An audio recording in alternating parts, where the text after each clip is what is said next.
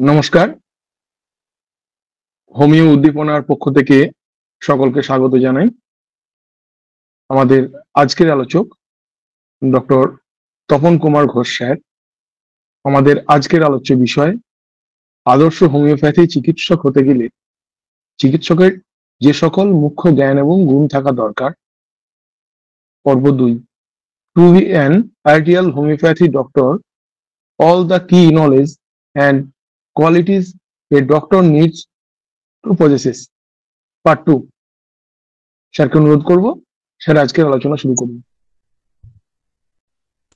সকলকে আমার আন্তরিক শ্রদ্ধা এবং ভালোবাসা জানিয়ে আজকের আলোচনা শুরু করব। আমি মহাত্মা হ্যানিম্যানকে আমার সশ্রদ্ধ প্রণাম জানিয়ে আজকের আলোচনা শুরু করছি। আমাদের আলোচনার মুখ্য বিষয় হচ্ছে যে একজন হোমিওপ্যাথিক চিকিৎসককে সঠিক চিকিৎসক হতে গেলে তার কি জ্ঞান এবং গুণ অর্জন করতে হয়। আমরা এর আগে লাস্ট আলোচনাতে আমরা যেটা আলোচনা করেছিলাম, মূলত চিকিৎসকের যে যে জ্ঞানগুলো অর্জন করতে হয় সঠিকভাবে চিকিৎসা করবার জন্য, যেমন আমরা বলেছিলাম knowledge of disease, knowledge of medicine, miasmatic knowledge, knowledge of hygiene, এই সমস্ত বিষয়গুলো আমরা আলোচনা করেছিলাম। আজকের আমরা আলোচনা করব মূলত চিকিৎসকের যে সমস্ত গুণগুলো থাকা দরকার, এবং পার্টিকুলার এই পার্টটা আলোচনার পেছনে একটা হিস্ট্রি আছে। আমরা মার্চ মাসে একটা সেমিনারে গিয়েছিলাম, সেখানে আলোচ্য বিষয় ছিল চিকিৎসকের কি কি গুণ থাকা উচিত একজন চিকিৎসকের। ঘটনাচক্রে দেখা গেল আমি স্পিকার ছিলাম, কিন্তু সময় চলে গিয়েছিল, আমি শেষ বক্তা ছিলাম, কিন্তু শেষ বক্তা হিসেবে আমার আর বক্তব্য রাখা হয়নি, এত দেরি হয়ে গিয়েছিল। তখনই ওখানে আমাকে, আজকে এখানে উপস্থিত আছে এমন কয়েকজন, বলেছিল স্যার এই আলোচনাটা একবার আমাদের গ্রুপে হোক না। তাই আজকের যে পার্টটা সেই আলোচনাটাই আর কি আমি করব, যতটা আকর্ষণীয় এবং যতটা সংক্ষেপে হতে পারে। যাই হোক, যে আমি এর আগেও বোধহয় বলেছিলাম যে একজন চিকিৎসককে যে সকল গুণগুলো অর্জন করতে হয়, হোমিওপ্যাথিক লিটারেচারের বিভিন্ন বইয়ের মাধ্যমেই আমরা বই গুণগুলোকে অর্জন করি এবং গুণগুলো সম্পর্কে জানতে পারি। তার মধ্যে বিশেষ করে উল্লেখযোগ্য আমাদের অর্গাননের কেস রেকর্ডিং এর পার্টে অ্যাপোরিজম 83 এবং 83-তে মূলত আমাদের এই জায়গাটা রয়েছে। এছাড়া সঙ্গে সঙ্গে আমাদের যেটা অ্যাপোরিজম 96, 7, 8 এই জায়গাগুলো কিন্তু আমাদের সঙ্গে সঙ্গে বিশেষভাবে উল্লেখ করতে হয়। যাই হোক, তাহলে এই যে নলেজগুলো, হ্যানিম্যান উল্লেখিত নলেজগুলোর বাইরেও হ্যানিম্যানের বিভিন্ন জায়গাতে বিভিন্ন ভাবে যে নলেজ কথাটা ওখানে উল্লেখ না করলেও, যে জ্ঞান নয়, যে গুণটা থাকা দরকার, সেই গুণটা আমরা হ্যানিম্যানের বিভিন্ন জায়গা থেকে পেয়ে থাকি। সেটা কি না, এবং আমিও যেটা মনে করি যে একজন চিকিৎসকের সর্বশ্রেষ্ঠ গুণ হচ্ছে তার নীতি এবং আদর্শবোধ।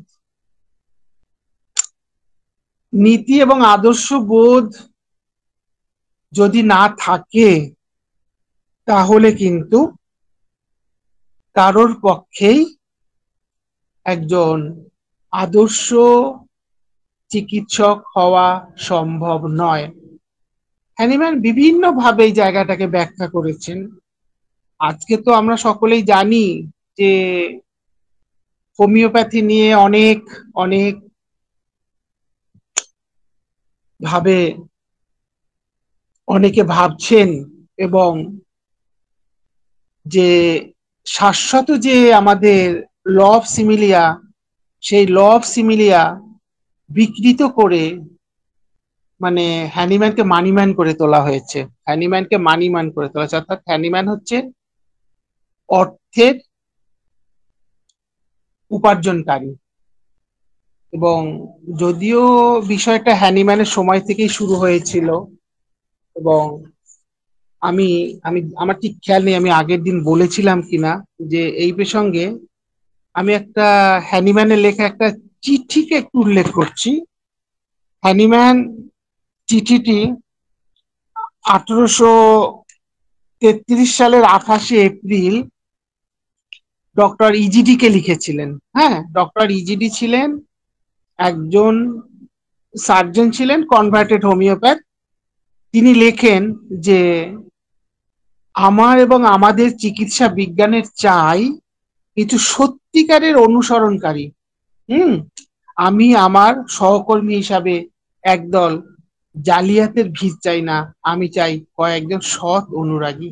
হ্যাঁ, সেই জন্যই মানে আমি বলতে চাইছি একজন ভালো হোমিওপ্যাথের প্রথম গুণ হচ্ছে সততা, নিষ্ঠা এবং আদর্শবোধ। সততা, নিষ্ঠা এবং আদর্শবোধ না থাকলে কিন্তু মানে ভালো হোমিওপ্যাথ হওয়া যাবে না। আমরা অনেকেই জানি বা অনেকেই জানি না হ্যানিম্যান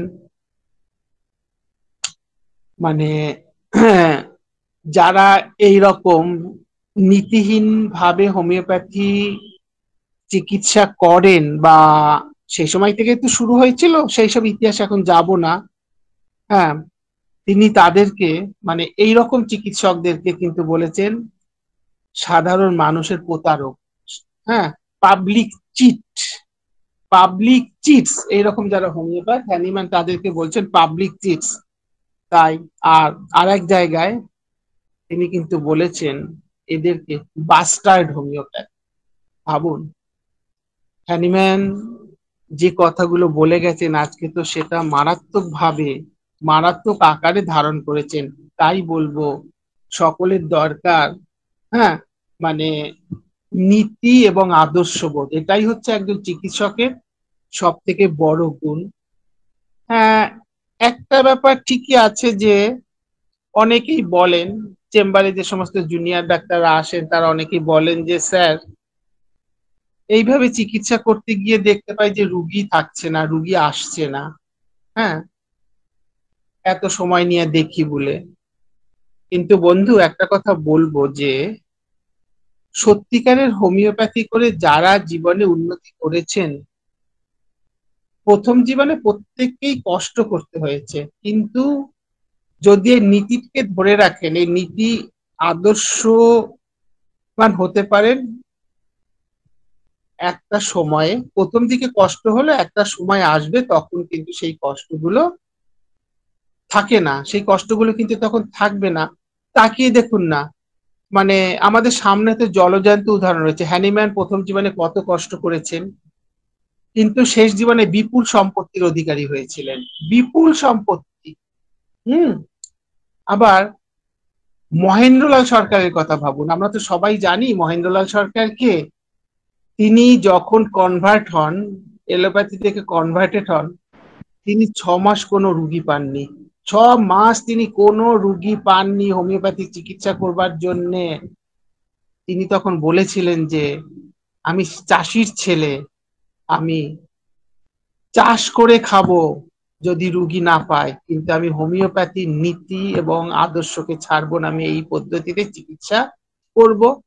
আর পরবর্তীকালে তো আপনারা সবাই জানেন যে মহেন্দ্রলাল সরকার কোন জায়গায় পৌঁছেছিলেন। তাই বন্ধু বলবো সব থেকে যেটা বড় গুণ সেটা হচ্ছে আমাদের চিকিৎসা করতে গিয়ে নীতি এবং আদর্শ বোধটাকে রাখতে হবে। ওই যদি চেম্বারে ঢুকে দেখলাম আজকে কটা রুগী আছে, দেখবো পকেটে কত ঢুকবে, তাহলে কিন্তু সেই হোমিওপ্যাথির আদর্শ গুণটাকে কিন্তু মানে আমাদের পক্ষে অর্জন করা খুব কষ্টকর। তাহলে এই যে গুণগুলো, এছাড়া যে গুণগুলো সম্পর্কে হ্যানিমা মা আমাদেরকে বলেছেন যে সেই গুণগুলো কি, প্রথমেই যে কথাটা বলবো সেটা হচ্ছে ফ্রিডম ফ্রম প্রিজুডিস, যেটা হ্যানিম্যান 83 অ্যাপোরিজমে কয়েকটা গুণের কথা বলেছে, আপনারা পড়ে দেখবেন। 83 অ্যাপোরিজমে আজকে দেখছি যে ডক্টর সিআর নায়েক স্যার ঢুকেছেন। ভালো স্যার, থাকুন।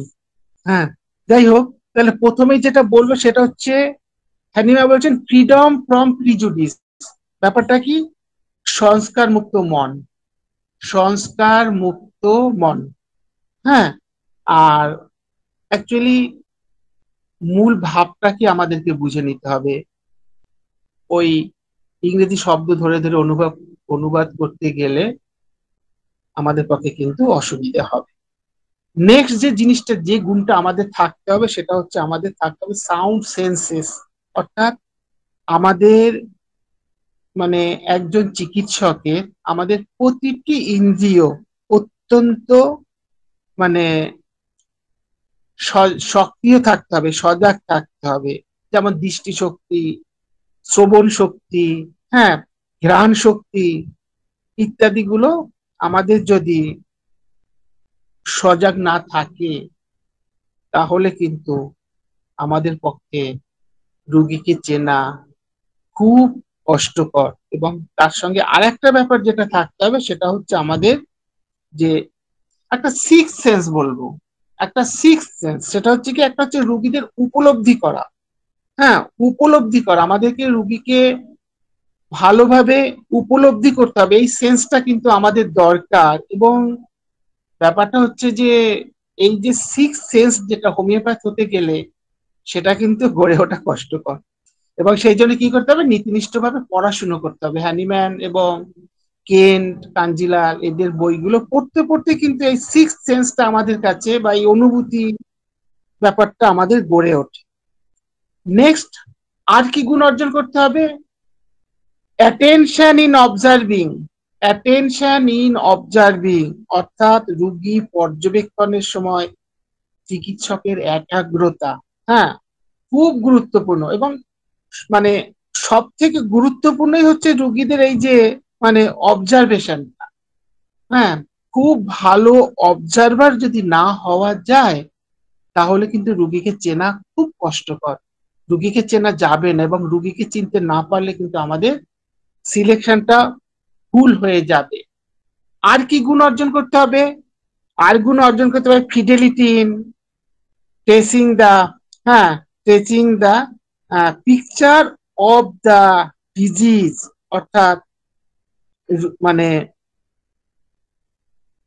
পিকচার অফ দা ডিজিজ, হ্যাঁ, অর্থাৎ যে রুগী যে কথাগুলো আমাদেরকে বলবে, রুগী আমাদের যে কথাগুলো বলবে, সেই কথাগুলো কিন্তু আমরা প্রথমত বিশ্বাস করে নেব। হ্যাঁ, আমরা কথাগুলোকে বিশ্বাস করে নেব এবং রুগীর কথাকে আমরা সঠিকভাবে রুগীর ভাষাতেই কেস রেকর্ডিং পেপারে লিখবার চেষ্টা করব। আমরা আরেকটু এগিয়ে যাই, অর্গাননের 98 অ্যাপোরিজমে চলে যাই, যেখানে হ্যানিম্যান বলছেন যে to hear the expression of the patient from himself, রুগীর কাছ থেকেই কিন্তু তার বক্তব্যগুলোকে শুনতে হবে। আমি প্রত্যেকটা ব্যাপার পরে ব্যাখ্যা করছি, আগে একটু বলে নিচ্ছি যে কি কি গুণগুলো আমাদেরকে অর্জন করতে হ্যানিম্যান বলেছেন। হ্যাঁ, মানে রুগীর কথাগুলোকে রুগীর কাছ থেকেই শুনতে হবে। আর কি বলেছেন? একটা complete case record, picture of the patient, মানে মানে make a complete picture of the patient, specially chronic disease. রোগীর একটা পূর্ণ চিত্র অঙ্কন করতে হবে, পূর্ণ চিত্র। মানে ওই যে একটা দুটো কথা শুনলাম আর ওষুধ দিয়ে দিলাম তা কিন্তু নয়। আজকাল বন্ধু যেটা খুব মানে খারাপ লাগে দেখতে, ফেসবুকে তো আমাদের অনেকে অনেক শিক্ষা দিচ্ছেন, একটা প্রশ্ন একটা সিমটা তুলে কি মেডিসিন হবে, বা তিনি বলে দিয়েছেন একটা কি দুটো সিমটম তুলে নিয়ে এই ওষুধটা দিতে হবে এই সিমটমে। তা নয়, একটা complete picture, complete case recording করতে হবে। হ্যানিম্যান এটাই আমাদেরকে বলেছেন, এবং সেই কমপ্লিট পিকচার যদি আমরা না করতে পারি তাহলে কিন্তু আমাদের মানে সঠিকভাবে রুগী চিকিৎসা করা যাবে না। আর কি, আর একটা হচ্ছে নলেজ অফ হিউম্যান নেচার, মানব চরিত্রে, মানে মানব চরিত্র সম্পর্কে আমাদের যথেষ্ট জ্ঞান অর্জন করতে হবে। মানুষের চরিত্র না বুঝতে পারলে, অর্থাৎ সাইকোলজিক্যাল দিকটা যদি একজন মানুষের আমরা ঠিকভাবে না বুঝতে পারি, তাহলে কিন্তু আমাদের সঠিক ওষুধ নির্বাচন করা সম্ভব নয়। আর হ্যানিম্যান মানে সর্বশেষ গুণটার কথা যেটা বলেছেন, যে পেশেন্স অফ অ্যান মানে eminent degree, patience of an eminent degree, মানে খুব উচ্চ স্তরের বা অফুরন্ত ধৈর্য। অফুরন্ত ধৈর্য যদি মানে আমরা অর্জন করতে না পারি, অফুরন্ত ধৈর্য না থাকলে কিন্তু আমাদের পক্ষে কোনো রুগীকে হ্যাঁ চিকিৎসা করা সম্ভব নয়। কারণ ধৈর্যচ্যুত হলেই কিন্তু আমাদের ওষুধ সিলেকশনটা ভুল হয়ে যেতে পারে না, ভুল হয়ে যাবে। হ্যাঁ, যাই হোক, আমরা আবার যে কথাগুলো, যে পয়েন্টগুলো বললাম, সেই পয়েন্টগুলো আমরা এবার একটু ব্যাখ্যা, আর পয়েন্টগুলো ব্যাখ্যা না করলে কিন্তু বিষয়টার গুরুত্ব এসে যাচ্ছে, মানে গুরুত্ব পাওয়া যাচ্ছে না বা আমাদের কোনো কাজে লাগবে না। প্রথম যে কথাটা বলেছিলাম, যে সংস্কার মুক্ত মন বা ফ্রিডম ফ্রম প্রিজুডিস। হ্যাঁ, রোগী দেখতে বসে চিকিৎসকের কিন্তু কোনো বদ্ধমূল ধারণা থাকা চলবে না, কোনো ধারণা নিয়ে বসবো না। আমার কাছে প্রত্যেকটা রুগী একজন নূতন রুগী, আমাকে প্রত্যেকটা রুগীকেই নূতন ভাবে দেখতে হবে, নূতন ভাবে চিকিৎসা করতে হবে, আমাকে রুগীকে মানে বুঝতে হবে। হ্যাঁ, আমরা রুগী এলো, টোটাল কেস রেকর্ডিং, সম্পূর্ণ কেস রেকর্ডিং করব, কেস রেকর্ডিং করে বুঝে নিয়ে তবেই কিন্তু সেই রুগী সম্পর্কে মানে সিদ্ধান্ত নেব, বা তার কি ওষুধ নির্বাচন করব সেটা বুঝবো। মানে আগের থেকে কখনোই আমরা কিন্তু কোনো কিছু ভাববো না। যেমন আমি কবে কিসের জন্য কোন রুগীকে কি ওষুধ দিয়েছিলাম, হ্যাঁ, আজকে যে রুগীটাকে দেখছি সেই রুগীটা তো সেই রকম ওই রকমই ওষুধ দেবো তা কিন্তু নয়। রুগীটাকে সম্পূর্ণভাবে চিনবো। সামান্য একটা কথা, সামান্য একটা কথা, একটা সিমটমের জন্য পুরো রুগীর বিষয়টা সম্পূর্ণভাবে মানে চেঞ্জ হয়ে যাবে। হ্যাঁ, মানে আমরা যে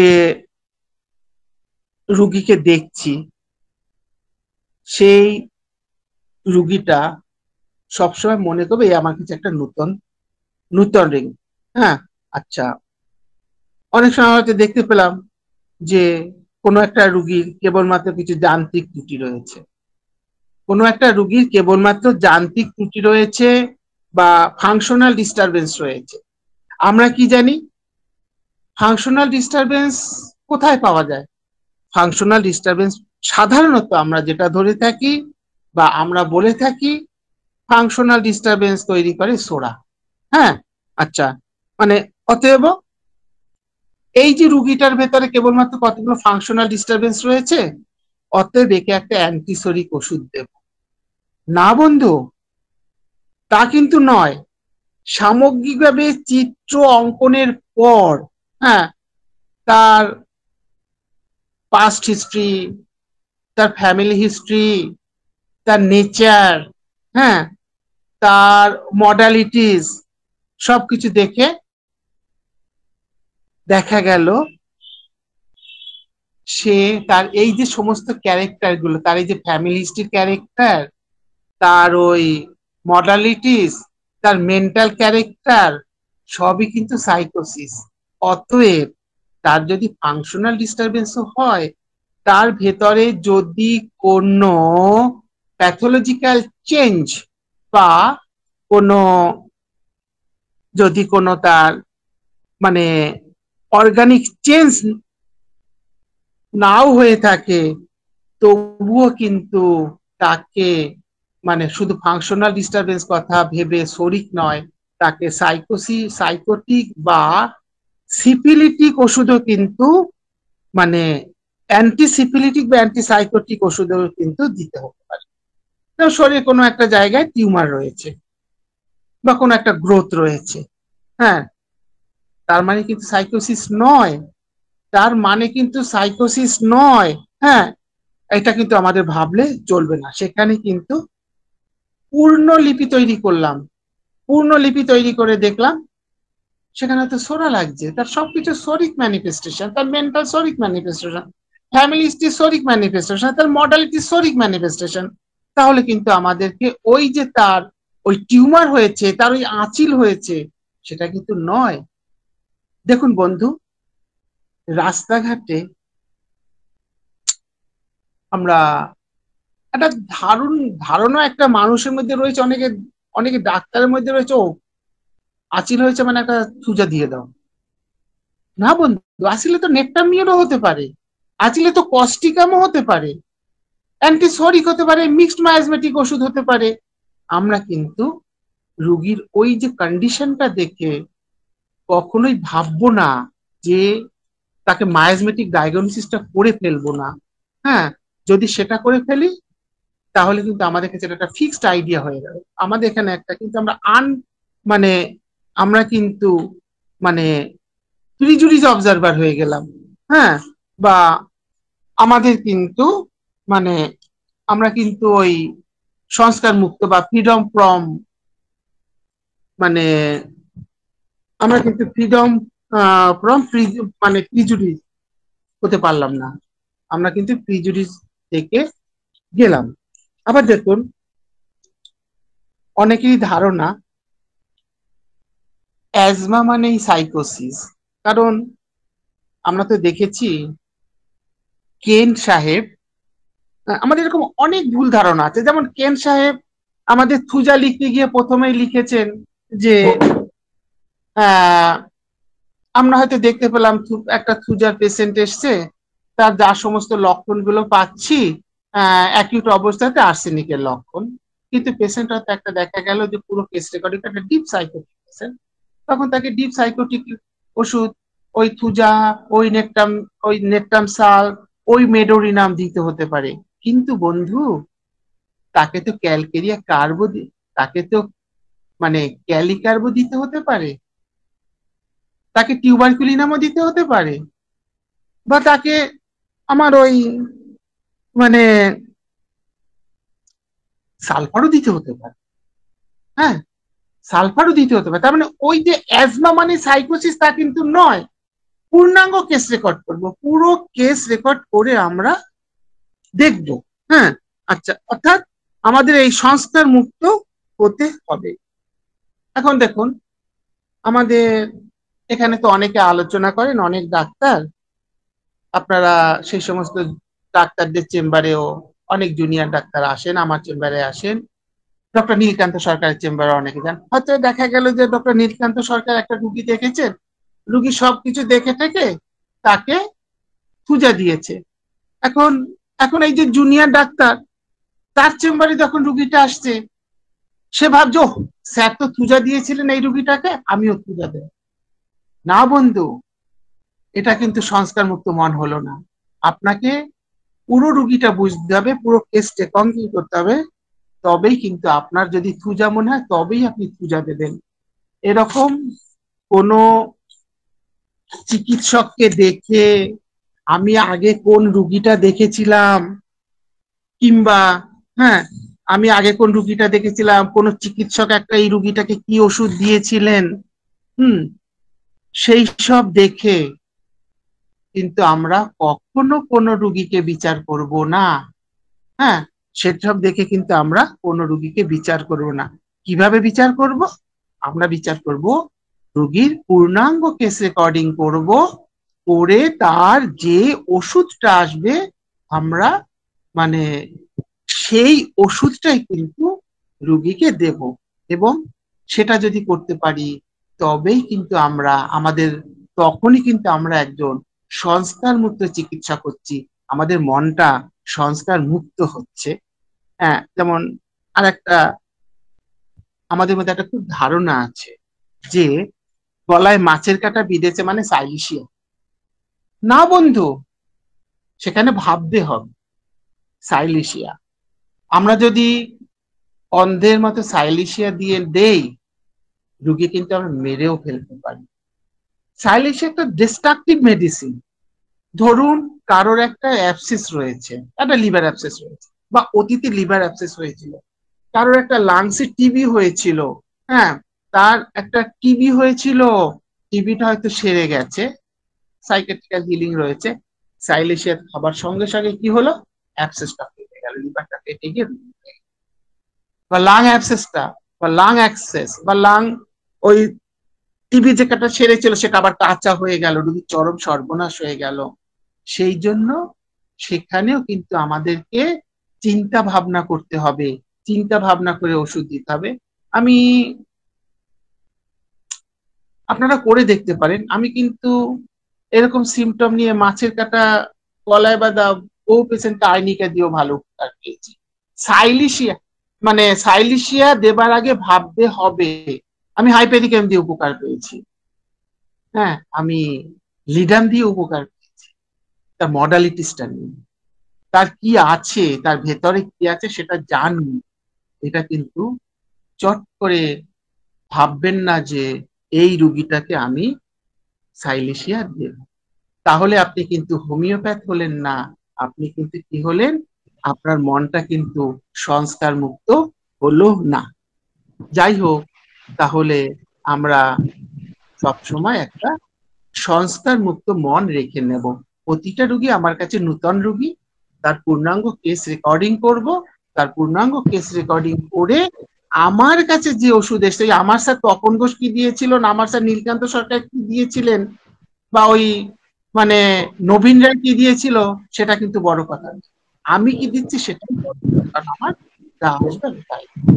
এই জায়গাটা কিন্তু সকলকে অবশ্যই মাথায় রাখতে হবে, তবেই কিন্তু আপনি একজন সংস্কার মুক্ত মনের অধিকারী চিকিৎসক হতে পারেন। নেক্সট আমাদের যে বিষয়টা জানা দরকার একান্ত ভাবে, যেটা আমাদের গুণটা থাকে, যে গুণটা অর্জন করতে হবে বা যে গুণগুলো থাকতে হয়, সেটা বললাম যে সাউন্ড সেন্সেস। হ্যাঁ, সাউন্ড সেন্সেস মানে প্রত্যেকটা সেন্সরি অর্গান, এই চক্ষু, কর্ণ, জিহ্বা, নাসিকা, ত্বক এবং যেটা বললাম স্পেশাল সেন্স, আমাদের যে বোঝার ক্ষমতা, প্রত্যেকটা কিন্তু যথেষ্ট মানে সতেজ থাকতে হবে। হ্যাঁ, যেমন আচ্ছা, এইগুলো যদি সতেজ না থাকে তাহলে কিন্তু আমরা রোগীকে চিনতে পারবো না। আজকাল অনেকেই দেখা যায় যে অনলাইনে রুগী দেখে দেয়, অনলাইনে রুগী দেখে দেয়। আচ্ছা, এই অনলাইনে কিন্তু এই সেন্স গুলোকে অ্যাপ্লাই করা খুব কষ্টকর হয়, সেখানে কিন্তু সঠিক ওষুধ নির্বাচন করা কষ্ট হয়। যেমন আমরা চোখের কথাই আসি। চোখের কথা যদি আসি, দেখবো যে মানে আমাদের চিকিৎসকের যদি দৃষ্টিশক্তি প্রখর না হয়, তার দৃষ্টিশক্তি যদি সঠিক না থাকে, সে তো রোগীকে ভালোভাবে দেখতেই পাবে না, তাই না? যেমন সোরিক পেশেন্টের কথাই বলছি। সোরিক পেশেন্ট ডার্টি ফিল্ডি লুকিং, হ্যাঁ, তাই না? সোরিক পেশেন্ট তো ডার্টি ফিল্ডি লুকিং। তাহলে আমরা আগে বলেছিলাম যে এর আগে ওই মায়াজমে হ্যানিম্যান মিশনে মায়াজম আলোচনা করতে গিয়ে বলেছিলাম, যারা ছিলেন তাদের নিশ্চয়ই মনে আছে, যে সোরিক পেশেন্টের মুখটা কি হয়, ইনভার্টেড পিরামিডের মতো, উল্টোনো পিরামিডের মতো, নিচের দিকটা সরু, উপরের দিকটা বেশ চওড়া চওড়া। তা আমার যদি চোখের দৃষ্টি ঠিক মতো না থাকে, তাহলে তো আমি এই জায়গাগুলো দেখতে পাবো না। আমি আমি তার পোশাক আশাক, আমি তার অ্যাপিয়ারেন্স, তার চলার ধরন আমি কিছুই দেখতে পাবো না। সেক্ষেত্রে কিন্তু আমার পক্ষে অসুবিধে হয়ে যেতে পারে। কিংবা ধরুন একটা রুগী সামনে ঝুঁকে হাঁটছে, সামনে ঝুঁকে দাঁড়াচ্ছে, বা মানে রুগীর শরীরে বিভিন্ন অঙ্গের গঠন আমরা তো দেখতে পাবো না। যেমন আমরা জানি যে মানে সিপিলিটিক পেশেন্টের কানগুলো খুব স্বচ্ছ হয়, মাথার চুলগুলো তেল তেলে হয়, হ্যাঁ, বেশ চকচকে তেল তেলে মাথার চুল। এগুলো তো আমরা দেখতে পাবো না আমাদের যদি ভিশন যদি ঠিক না থাকে। এগুলো আমাদেরকে দেখতে হবে, এগুলোকে অবজার্ভ করে রুগীকে চিনতে হবে।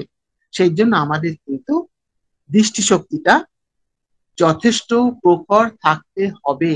এবং একটা ব্যাপার তো ঠিক যে আমাদের মানে 40 বছর পার হলে আমরা প্রেসবায়োপিয়াতে পদার্পণ করি, চার্লসে যাকে বাংলায় বলা হয়, তখন কিন্তু আমাদের অবশ্যই চশমা করে রুগীকে দেখতে হবে। হ্যাঁ, আচ্ছা, মানে হ্যাঁ, সেই জন্য আমাদের দৃষ্টি কিন্তু ঠিক রাখতে হবে, চোখের পাওয়ারটা যেন ঠিক থাকে। আবার শ্রবণ শক্তির কথায় যদি বলি, ধরুন আমাদের হিয়ারিং, হ্যাঁ, আমাদের যদি হিয়ারিং ক্যাপাসিটি বা আমাদের শ্রবণ শক্তি যদি ঠিকভাবে না থাকে, রুগীর কথাগুলো কিভাবে বলছে আমরা কিন্তু ঠিক বুঝতে পারবো না। দেখবেন মানে রুগী যেটা খুব গুরুত্বপূর্ণ, হ্যাঁ, না না, আমি একটা রুগীকে প্রশ্ন করলাম যে আচ্ছা বেড়াতে কেমন পছন্দ করে, ওহ ডাক্তারবাবু আর বলবেন না, বেড়াতে পেলে আমার খাওয়া দাওয়া কিছু লাগে। তার মানে কি, রুগী কথাটা বোল্ডলি বলছে, তার মানে এটা খুব গুরুত্বপূর্ণ রুগীর ক্ষেত্রে। এখানে রুগী কিন্তু মিথ্যে কথা কিছু বলেনি। রুগী বললাম, হ্যাঁ ডাক্তারবাবু বেড়াতে তো ভালোই লাগে, বেড়াতে তো ভালোই লাগে, এই যে বলার যে স্টাইলটা, হ্যাঁ, রুগী বোল্ডলি বলছে বা মিনমিন করে বলছে, হ্যাঁ, কিংবা ধরো রুগী আর্তনাদ করছে, আর্তনাদ করে সে কিছু একটা কথা বলছে, সে একটা ডেলিরিয়াম, সে একটা কথা বলছে, কি বলছে, আমার যদি শ্রবণ শক্তি সঠিক না থাকে, তাহলে কিন্তু আমি বুঝতে পারবো না। আবার সেরকম ঘ্রাণ শক্তিও থাকা দরকার।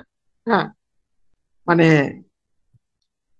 সালফারে রুগীর গায়ে গন্ধ, সালফারে রুগীর গায়ে গন্ধ, কিংবা ধরুন কোন একটা রুগীর বর্জ্য পদার্থের গন্ধ, ওই জন্য শুকতে হবে সঠিক ডায়াগনোসিস করবার জন্য।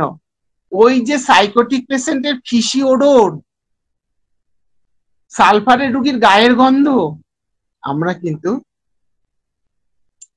মানে আমার যদি শ্রবণ শক্তি যদি ঠিক না থাকে, আমার যদি ঘ্রাণ শক্তি যদি ঠিক না থাকে, আমি কিন্তু সেটাও বুঝতে পারবো না। যেমন শ্রবণ শক্তি ঠিক না থাকলে তার কথাবার্তাগুলো কিভাবে বলছে বুঝতে পারবো না, রুগীর অ্যাপিয়ারেন্স চোখ ঠিক না থাকলে দেখতে বুঝতে পারবো না, কিংবা ধরুন তার আমার যদি স্মেল ঠিক না থাকে, আমি কিন্তু রুগীর সেই গন্ধগুলো পাবো না।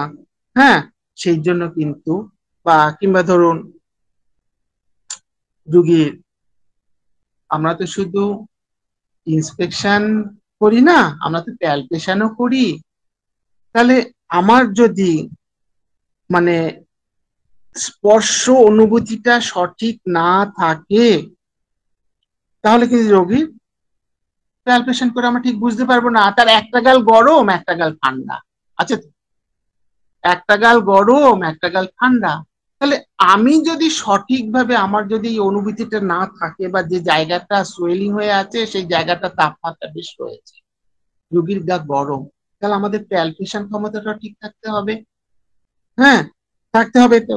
মানে সেই জন্য আর একবার বলছি যে আমাদের চিকিৎসকদের কিন্তু মানে পঞ্চ ইন্দ্রিয়ের যদি মানে যথেষ্ট সক্রিয়তা না থাকে, তাহলে কিন্তু মানে রুগীকে চেনা কষ্টকর হয়। সেই জন্যই হ্যানিম্যান বলছেন যে মানে একজন চিকিৎসকের সেন্স গুলো সাউন্ড হওয়া দরকার, তার সাউন্ড সেন্স থাকা দরকার। সাউন্ড সেন্স না থাকলে তার পক্ষে কিন্তু মানে রোগীকে চেনা, রোগীকে বোঝা, রোগীকে উপলব্ধি করা খুব কষ্টকর। এইবার যে জায়গাটা বলবো সেটা তো ভীষণ ইম্পর্টেন্ট, মানে যে অ্যাটেনশন ইন অবজার্ভিং, বা একজন চিকিৎসককে কিন অবজারভার হতে হবে। হ্যাঁ, মানে কিন অবজারভার না হলে কিন্তু রুগীকে চেনা খুব কষ্টকর হয়। হ্যাঁ, একজন চিকিৎসকের যখন রুগী পরীক্ষা করব, তখন কিন্তু তার ভীষণ ভাবে একাগ্রতা থাকা দরকার। তুমি কি দেখছো? আমি পাখির চোখটাই দেখছি, পাখি নয়, আমি চোখ দেখবো, পাখির চোখটাই দেখছি। তাহলে আমার একনিষ্ঠ ভাবে আমার সমস্ত সেন্স গুলো, আমার অ্যাটেনশনটা, আমার অবজারভেশনটা বা পর্যবেক্ষণ ক্ষমতা পুরোপুরি রোগীর উপরে থাকবে। হ্যাঁ, এবং আমার যদি নিখুঁত পর্যবেক্ষণ যদি না হতে পারি, আমার পর্যবেক্ষণ ভুল হয়ে যাবে। হ্যাঁ, মানে ডক্টর জেটি কেন একটা বক্তব্য তুলে ধরছি।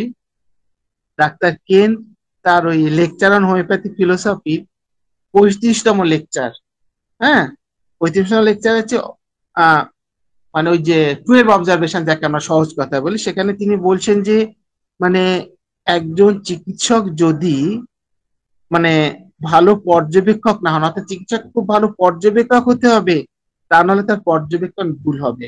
হ্যাঁ, এবং তিনি রুগীকে ঠিকভাবে চিনতে পারবেন না। আর হোমিওপ্যাথিক চিকিৎসাতে তো রুগীকে চিনতে হবে, রোগ চিনলে তো আর হবে না। রোগ তো প্যাথোলজিক্যাল নামে রোগ তো চেনাই যায়। হ্যাঁ, প্যাথোলজিক্যাল নামে রোগ তো চেনা যায় রোগের প্যাথোলজিক্যাল সিমটম দেখে, ল্যাবরেটরি ডায়াগনোসিস দেখে। হ্যাঁ, এবং হ্যানিম্যানের সব থেকে বড় সার্থকতাটা এই জায়গায়, হ্যানিম্যানই কিন্তু প্রথম চিকিৎসা বিজ্ঞানে রোগকে ক্লাসিফাই করেছেন, রোগকে ভাগ করতে পেরেছে, রোগকে ভাগ করে আমাদের চিকিৎসার জায়গাটা সহজ করে দিয়েছেন, তাই না? ওই অ্যাকিউট ডিজিজ, ওই ক্রনিক ডিজিজ, অ্যাকিউট ডিজিজের ক্লাসিফিকেশন, আমরা ওই যে মানে এপিডেমিক ডিজিজকে কিভাবে ট্রিটমেন্ট করব, এই যে ক্লাসিফিকেশন রোগে কত সহজ করে দিয়েছেন। আবার ওই যে ক্রনিক কেস, হ্যাঁ, ক্রনিক কেসকে সোরা, সিফিলিস, সাইকোসিস এইভাবে ভাগ করে দিয়ে আমাদের ওষুধ সিলেকশনকে কত সহজ করে দিয়েছেন হ্যানিম্যান। হ্যাঁ, মানে এই জায়গাটা করে দিয়েছেন। যাই হোক, এখন এই যে রুগীকে যদি আমরা সঠিকভাবে চিনতে না পারি, তাহলে তো আমাদের ওষুধ সিলেকশন ঠিক হবে না। তাকে কত দিক থেকে আমাদের চিনতে হবে বলুন তো। হ্যাঁ, তাকে আত্মিক দিক থেকে অর্থাৎ স্পিরিচুয়ালি চিনতে হয়, তাকে মানসিক দিক থেকে চিনতে হবে, মেন্টালি তাকে চিনতে হবে।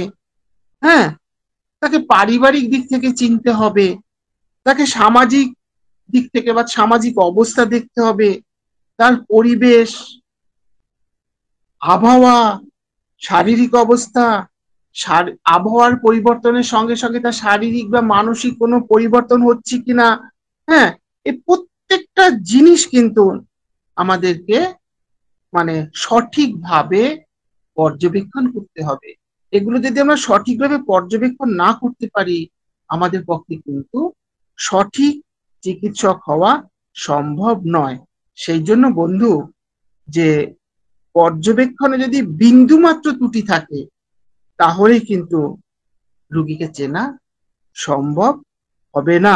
হ্যাঁ, এবং যখন আমরা পর্যবেক্ষণ করব তখন আমাদের মন এবং ইন্দ্রিয়গুলো একনিষ্ঠ ভাবে রোগীর প্রতি রাখতে হবে। যে কথাটা বললাম যে পাখির চোখটাই দেখতে হবে, মাথাটাও নয়। হ্যাঁ, আচ্ছা, যাই হোক, এবং কোনো কিছু যেন আমাদের থেকে আমাদের অগোচরে না থাকে, রুগী সম্পর্কে কোনো কিছু যাতে আমাদের মানে অজানা না থাকে বা বুঝতে অসুবিধা না হয়। হ্যাঁ, মানে এবং সঠিকভাবে প্রয়োজনে ঘুরিয়ে ফিরিয়ে বুদ্ধি দিয়ে প্রশ্ন করে আমাদের সঠিক সিদ্ধান্তে আসতে হয়। হ্যাঁ, মানে তবে হ্যাঁ, যখন এরকম প্রশ্ন করব আমরা, আমাদের কিন্তু খুব আন্তরিক, হ্যাঁ, আমাদের কিন্তু খুব আন্তরিক হতে হবে, শুধু আন্তরিকতার সঙ্গে রুগীকে প্রশ্ন করতে হবে। কখনোই কিন্তু রুগীর যেন না মনে হয় যে ডাক্তারবাবু আমাকে উকিলের মতো জেরা করছেন। যদি এটা মনে হয় তাহলে কিন্তু রুগীর মনটা কিন্তু বিকারগ্রস্ত হবে। আর রুগীর মন যদি একবার বিকৃত হয়ে যায় তাহলে কিন্তু সে উল্টো পাল্টা উত্তর দেবে। সেই জন্য খুব আন্তরিকতার সঙ্গে শিশুদের বাবা, বাছা, মা বলে প্রশ্ন করতে হবে। হ্যাঁ, না, কিন্তু আমি তো হামেশাই বাচ্চাদেরকে বলি, ও কি ভালো ছেলে, এমন ভালো ছেলে আমি আর কোথাও দেখিনি, ও হচ্ছে পৃথিবীর সব থেকে ভালো ছেলে, পৃথিবীর সব থেকে ভালো ছেলে। আপনারা ওকে চিনতে পারেননি, মা বাবাকে বলছে ওকে চিনতে পারেননি আপনারা, ও পৃথিবীর সব থেকে ভালো ছেলে। তখন দেখেছি বাচ্চাগুলোর মন শান্ত হয়ে যায়, সুন্দরভাবে তারা উত্তর দেয়। আর আহ যদিও এখানে আমরা পর্যবেক্ষণ বলছি, এবং একটা ব্যাপার হচ্ছে মানে আমাদের তো এই যে পর্যবেক্ষণ, এটা তো শুধু ওষুধ দেবার আগে নয়, ওষুধ দেবার পরেও করতে হয়। এবং ওষুধ দেবার পরের পর্যবেক্ষণ যেভাবে কিন্তু 12 অবজারভেশন খুব ভালো করে করতে হয় এবং ভালো করে বুঝতে হয়। আমি একটা উদাহরণ দেই, যেমন ধরুন এই যে পর্যবেক্ষণটা কিরকম হয়, আমাদেরকে সঠিকভাবে কিভাবে উপলব্ধি করতে হয়, একটা খুব কঠিন জায়গা হচ্ছে সেকেন্ড অবজারভেশন।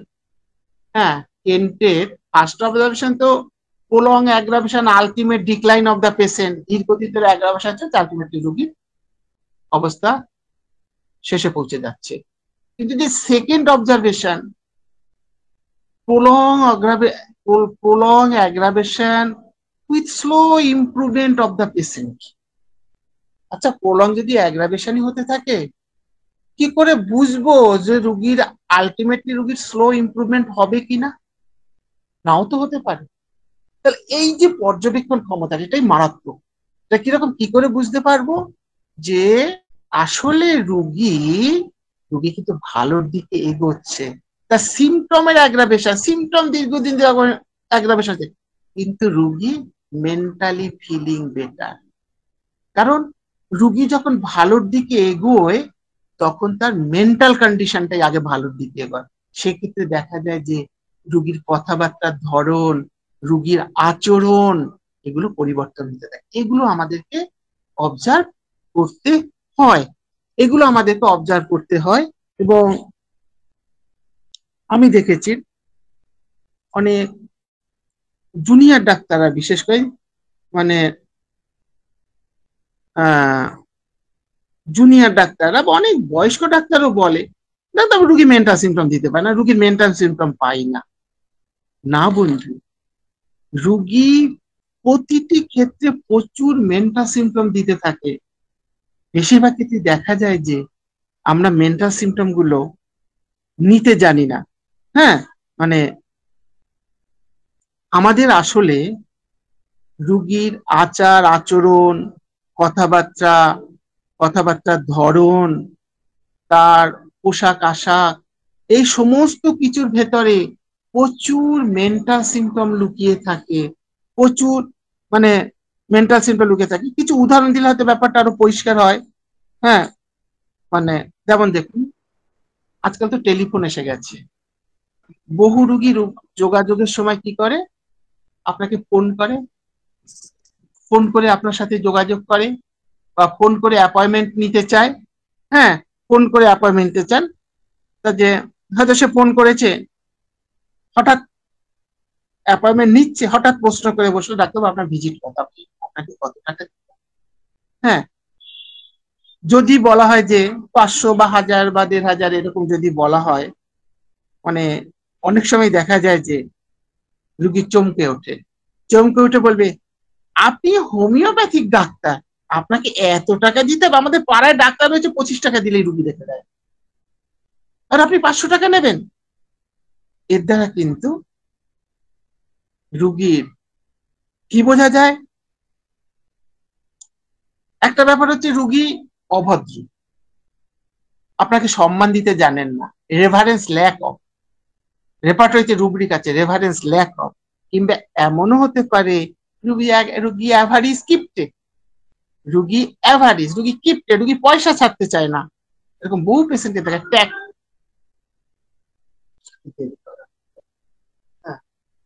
হ্যাঁ, ট্যাগে অনেক টাকা রয়েছে, আপনাকে হোমিওপ্যাথিক ডাক্তার। এই জায়গাগুলো কিন্তু এই আচরণ দিয়ে আমাদেরকে বুঝতে হবে।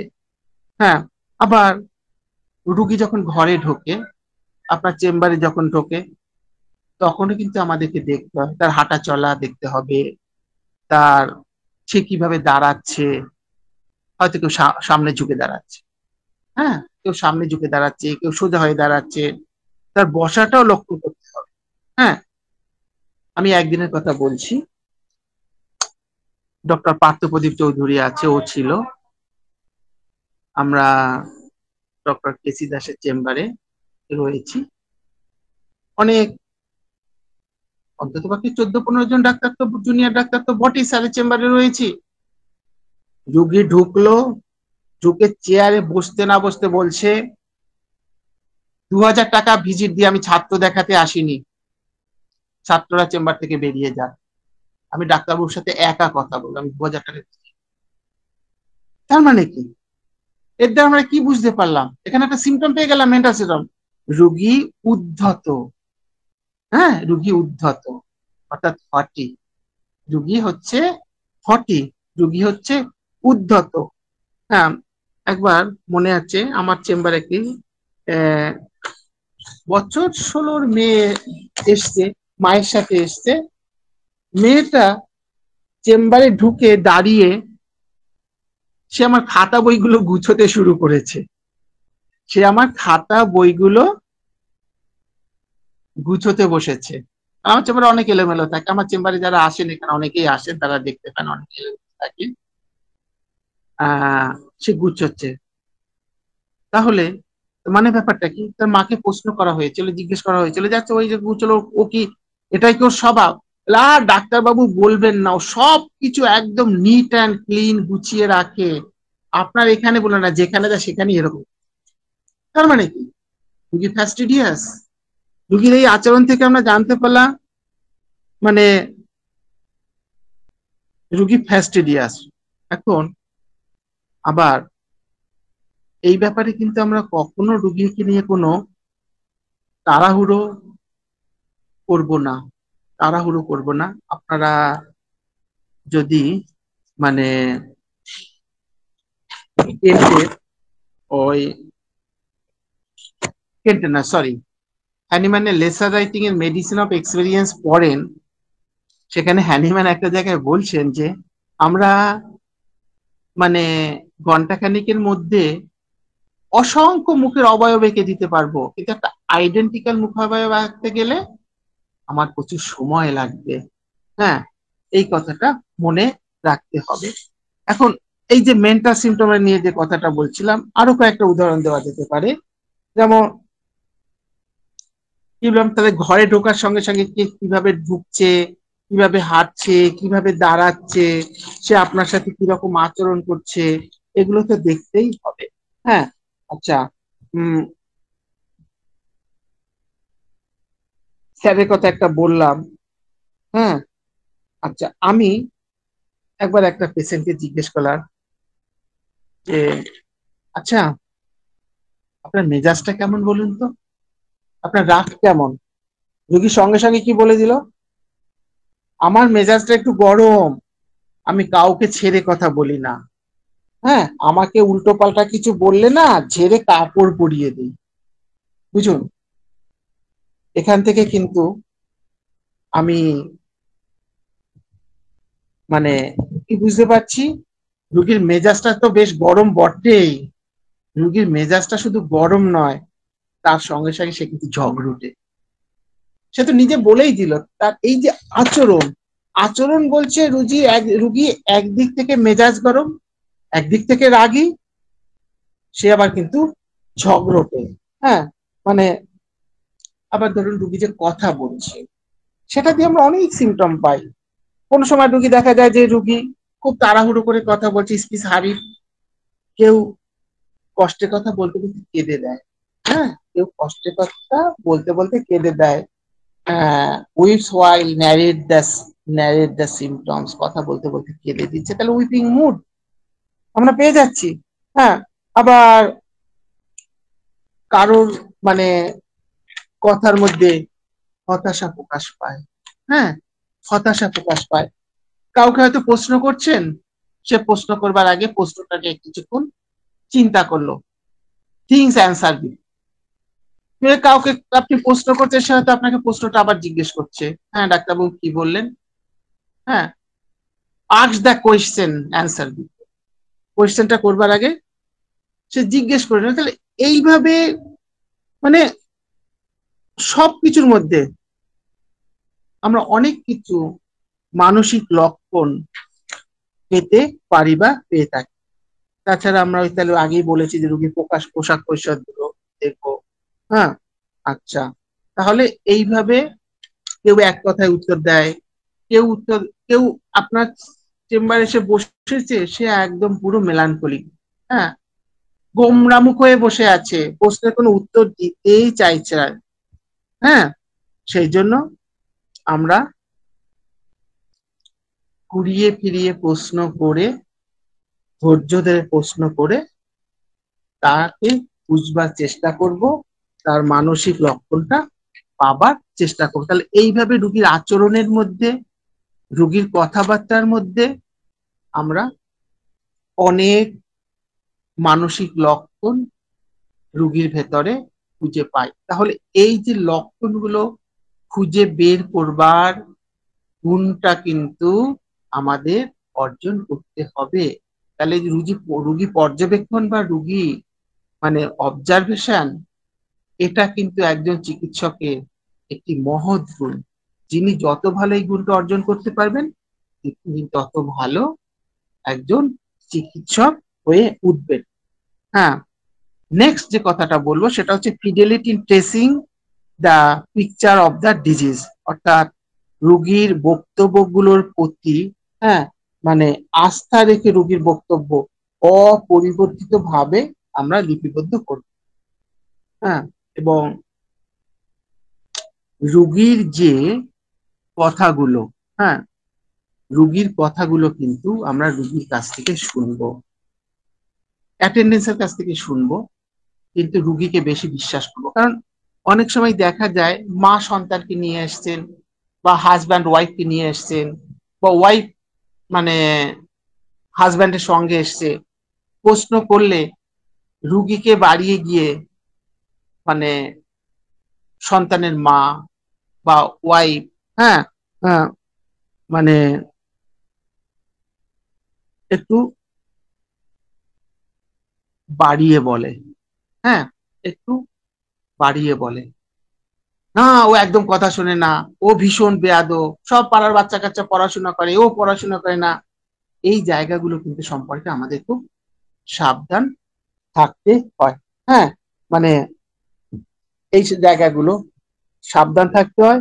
সেই জন্য রোগীর কথার উপরে কিন্তু আমাদের সবসময় বেশি গুরুত্ব দেওয়া উচিত, এবং ঘুরিয়ে ফিরিয়ে জিজ্ঞেস করে সেটা আরো সঠিকভাবে নেওয়া উচিত। এবং প্রয়োজনে কি করতে হবে, অ্যাটেন্ডেন্সকে বের করে দিতে, হ্যাঁ, অ্যাটেন্ডেন্সকে বের করে দিতে হবে। সে মাকেও বের করে দেওয়া যেতে পারে বাচ্চার সাথে কথা বলবার জন্য। হ্যাঁ, বাচ্চা চুপ করে বসে আছে, সে কোনো উত্তর দিচ্ছে না, কথা বলছে না। হ্যাঁ, তাকে বাবা বাচ্চা করে ভালো বলে বললাম, হ্যাঁ, আহ আদর করে বললাম তোমার সাথে আমি আমি কথা বলি ভালো করে, মাকে বললাম বেরিয়ে যেতে। বেরিয়ে গিয়ে তখন বাচ্চাটাকে জিজ্ঞেস করলাম, হ্যাঁ রে বাবা, বাড়িতে কেমন কেমন থাকিস, হ্যাঁ, তোর কাকে ভালো লাগে, তুই কি করিস? ডাক্তারবাবু, বাড়িতে একদম ভালো লাগে না, সারাদিন মা বাবা ঝগড়া করে, সারাদিন মা বাবা ঝগড়া করে, হ্যাঁ, আর ঝগড়া করলে ওই দুজনেই, বাবাও আমাকে বকে মাও আমাকে বকে। মা কখনো কখনো না মেরে দেয় আমার, না ডাক্তারবাবু ভীষণ কষ্ট আমার এই জন্য। তাহলে ভাবুন, হ্যাঁ, তাহলে মা বাবার থেকেও এক্ষেত্রে বাচ্চার কথার গুরুত্বটাই বেশি। বাচ্চার কথাগুলো শুনতে হবে, বুঝতে হবে। তার এই যে একটা ইন্ডিগনেশন, ওই যে শিশু মনের যে একটা বিশাল ডিপ ইন্ডিগনেশন, এই লক্ষণকে তো আমরা ছাড়তে পারবো না। তাহলে শিশুর কথা যদি আমরা বিশ্বাস না করি, তার ওষুধ কিন্তু ঠিক হবে না। সেই জন্য মানে সব সময় রুগীর কথাকে গুরুত্ব দিতে হবে। প্রয়োজনে অন্যদেরকে বের করে দিয়ে তার সাথে আলাদাভাবে কথা বলে তার বিষয়গুলো বুঝতে হবে। আবার অনেক সময় তো রুগী এমন কথা বলবে যে সেগুলো অস্বাভাবিক মনে হয়, হ্যাঁ, অস্বাভাবিক মনে হয়। যেমন রুগী হচ্ছে বলছে আহ, তার শরীরে না ভীষণ ব্যথা, কিন্তু মনে বেশ উৎফুল্ল। তার ব্যথাও বেশ উৎফুল্ল ভাবে রয়েছে। স্পাইসেলিয়াতে যে সিমটমটা পাই, শরীরে ব্যথা মনে উৎফুল্ল, চিয়ারফুলনেস, অথচ পেইন। রুগী প্রচন্ড কষ্টবোধ, অর্থাৎ কনস্টিপেশনে ভীষণ ভাবে ভুগছে, অথচ তার মন না বেশ উৎফুল্ল, হ্যাঁ, মনে বেশ উৎফুল্ল, কনস্টিপেশন রয়েছে, খেতে পারছে না, হ্যাঁ, কিন্তু এই কনস্টিপেশনের সাথে উৎফুল্ল থাকে। ক্যালকিরে ক্যাপ সরি নামে এরকম সিমটম আছে, যে চিয়ারফুলনেস ডিউরিং কনস্টিপেশন। যাই হোক, রুগী হয়তো বাতের ব্যথায় খুব কষ্ট পাচ্ছে, হ্যাঁ, জায়গাটা ফুলে হয়েছে, হাঁটুটা বেশ ফুলে রয়েছে বাতের ব্যথাতে, হ্যাঁ, কিন্তু রুগী বলছে কোনো ব্যথা ট্যাথা নেই। স্বাভাবিক কি হয় না, ব্যথা মানেই তো ওই ফুলেছে মানে ব্যথা রয়েছে, ব্যথা নাও থাকতে পারে। রুগীর এই কথাকে বিশ্বাস করতে হবে। শুধু তাই নয়, এবং আমাদের যেমন হোমিওপ্যাথিতে বা এতে যে ও ফুলে রয়েছে ওখানে গরম সেক দাও, গরম সেক দেবে, কিন্তু গরম সেক দিলে তো রুগীর কষ্ট বেড়ে যেতে পারে। আমরা কিন্তু রুগীর কথা বিশ্বাস করে তাকে যে গরম সেকে বেড়ে যায় মানে আমরা কিন্তু দিতে বলবো না।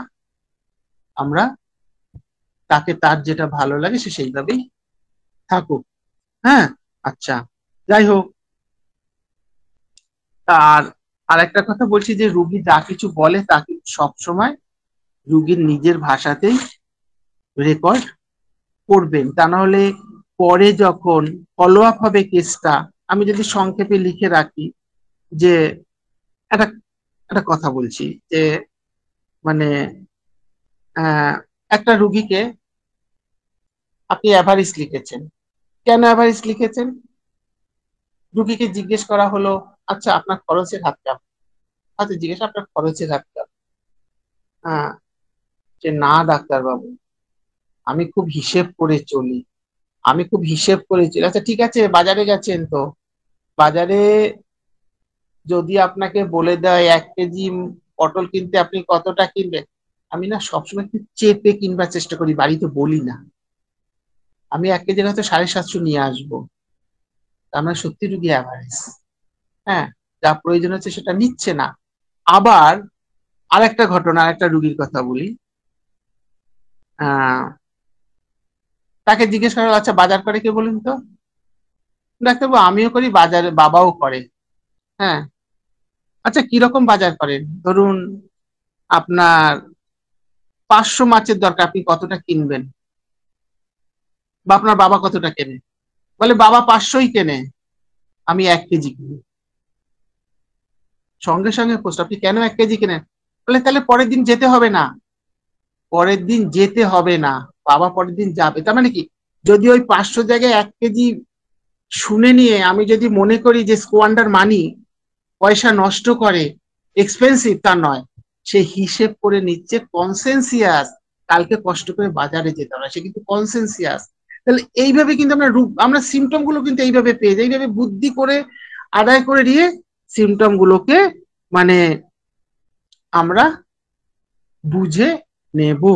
হ্যাঁ, আমরা এইভাবে সিমটম গুলোকে বুঝে নেব।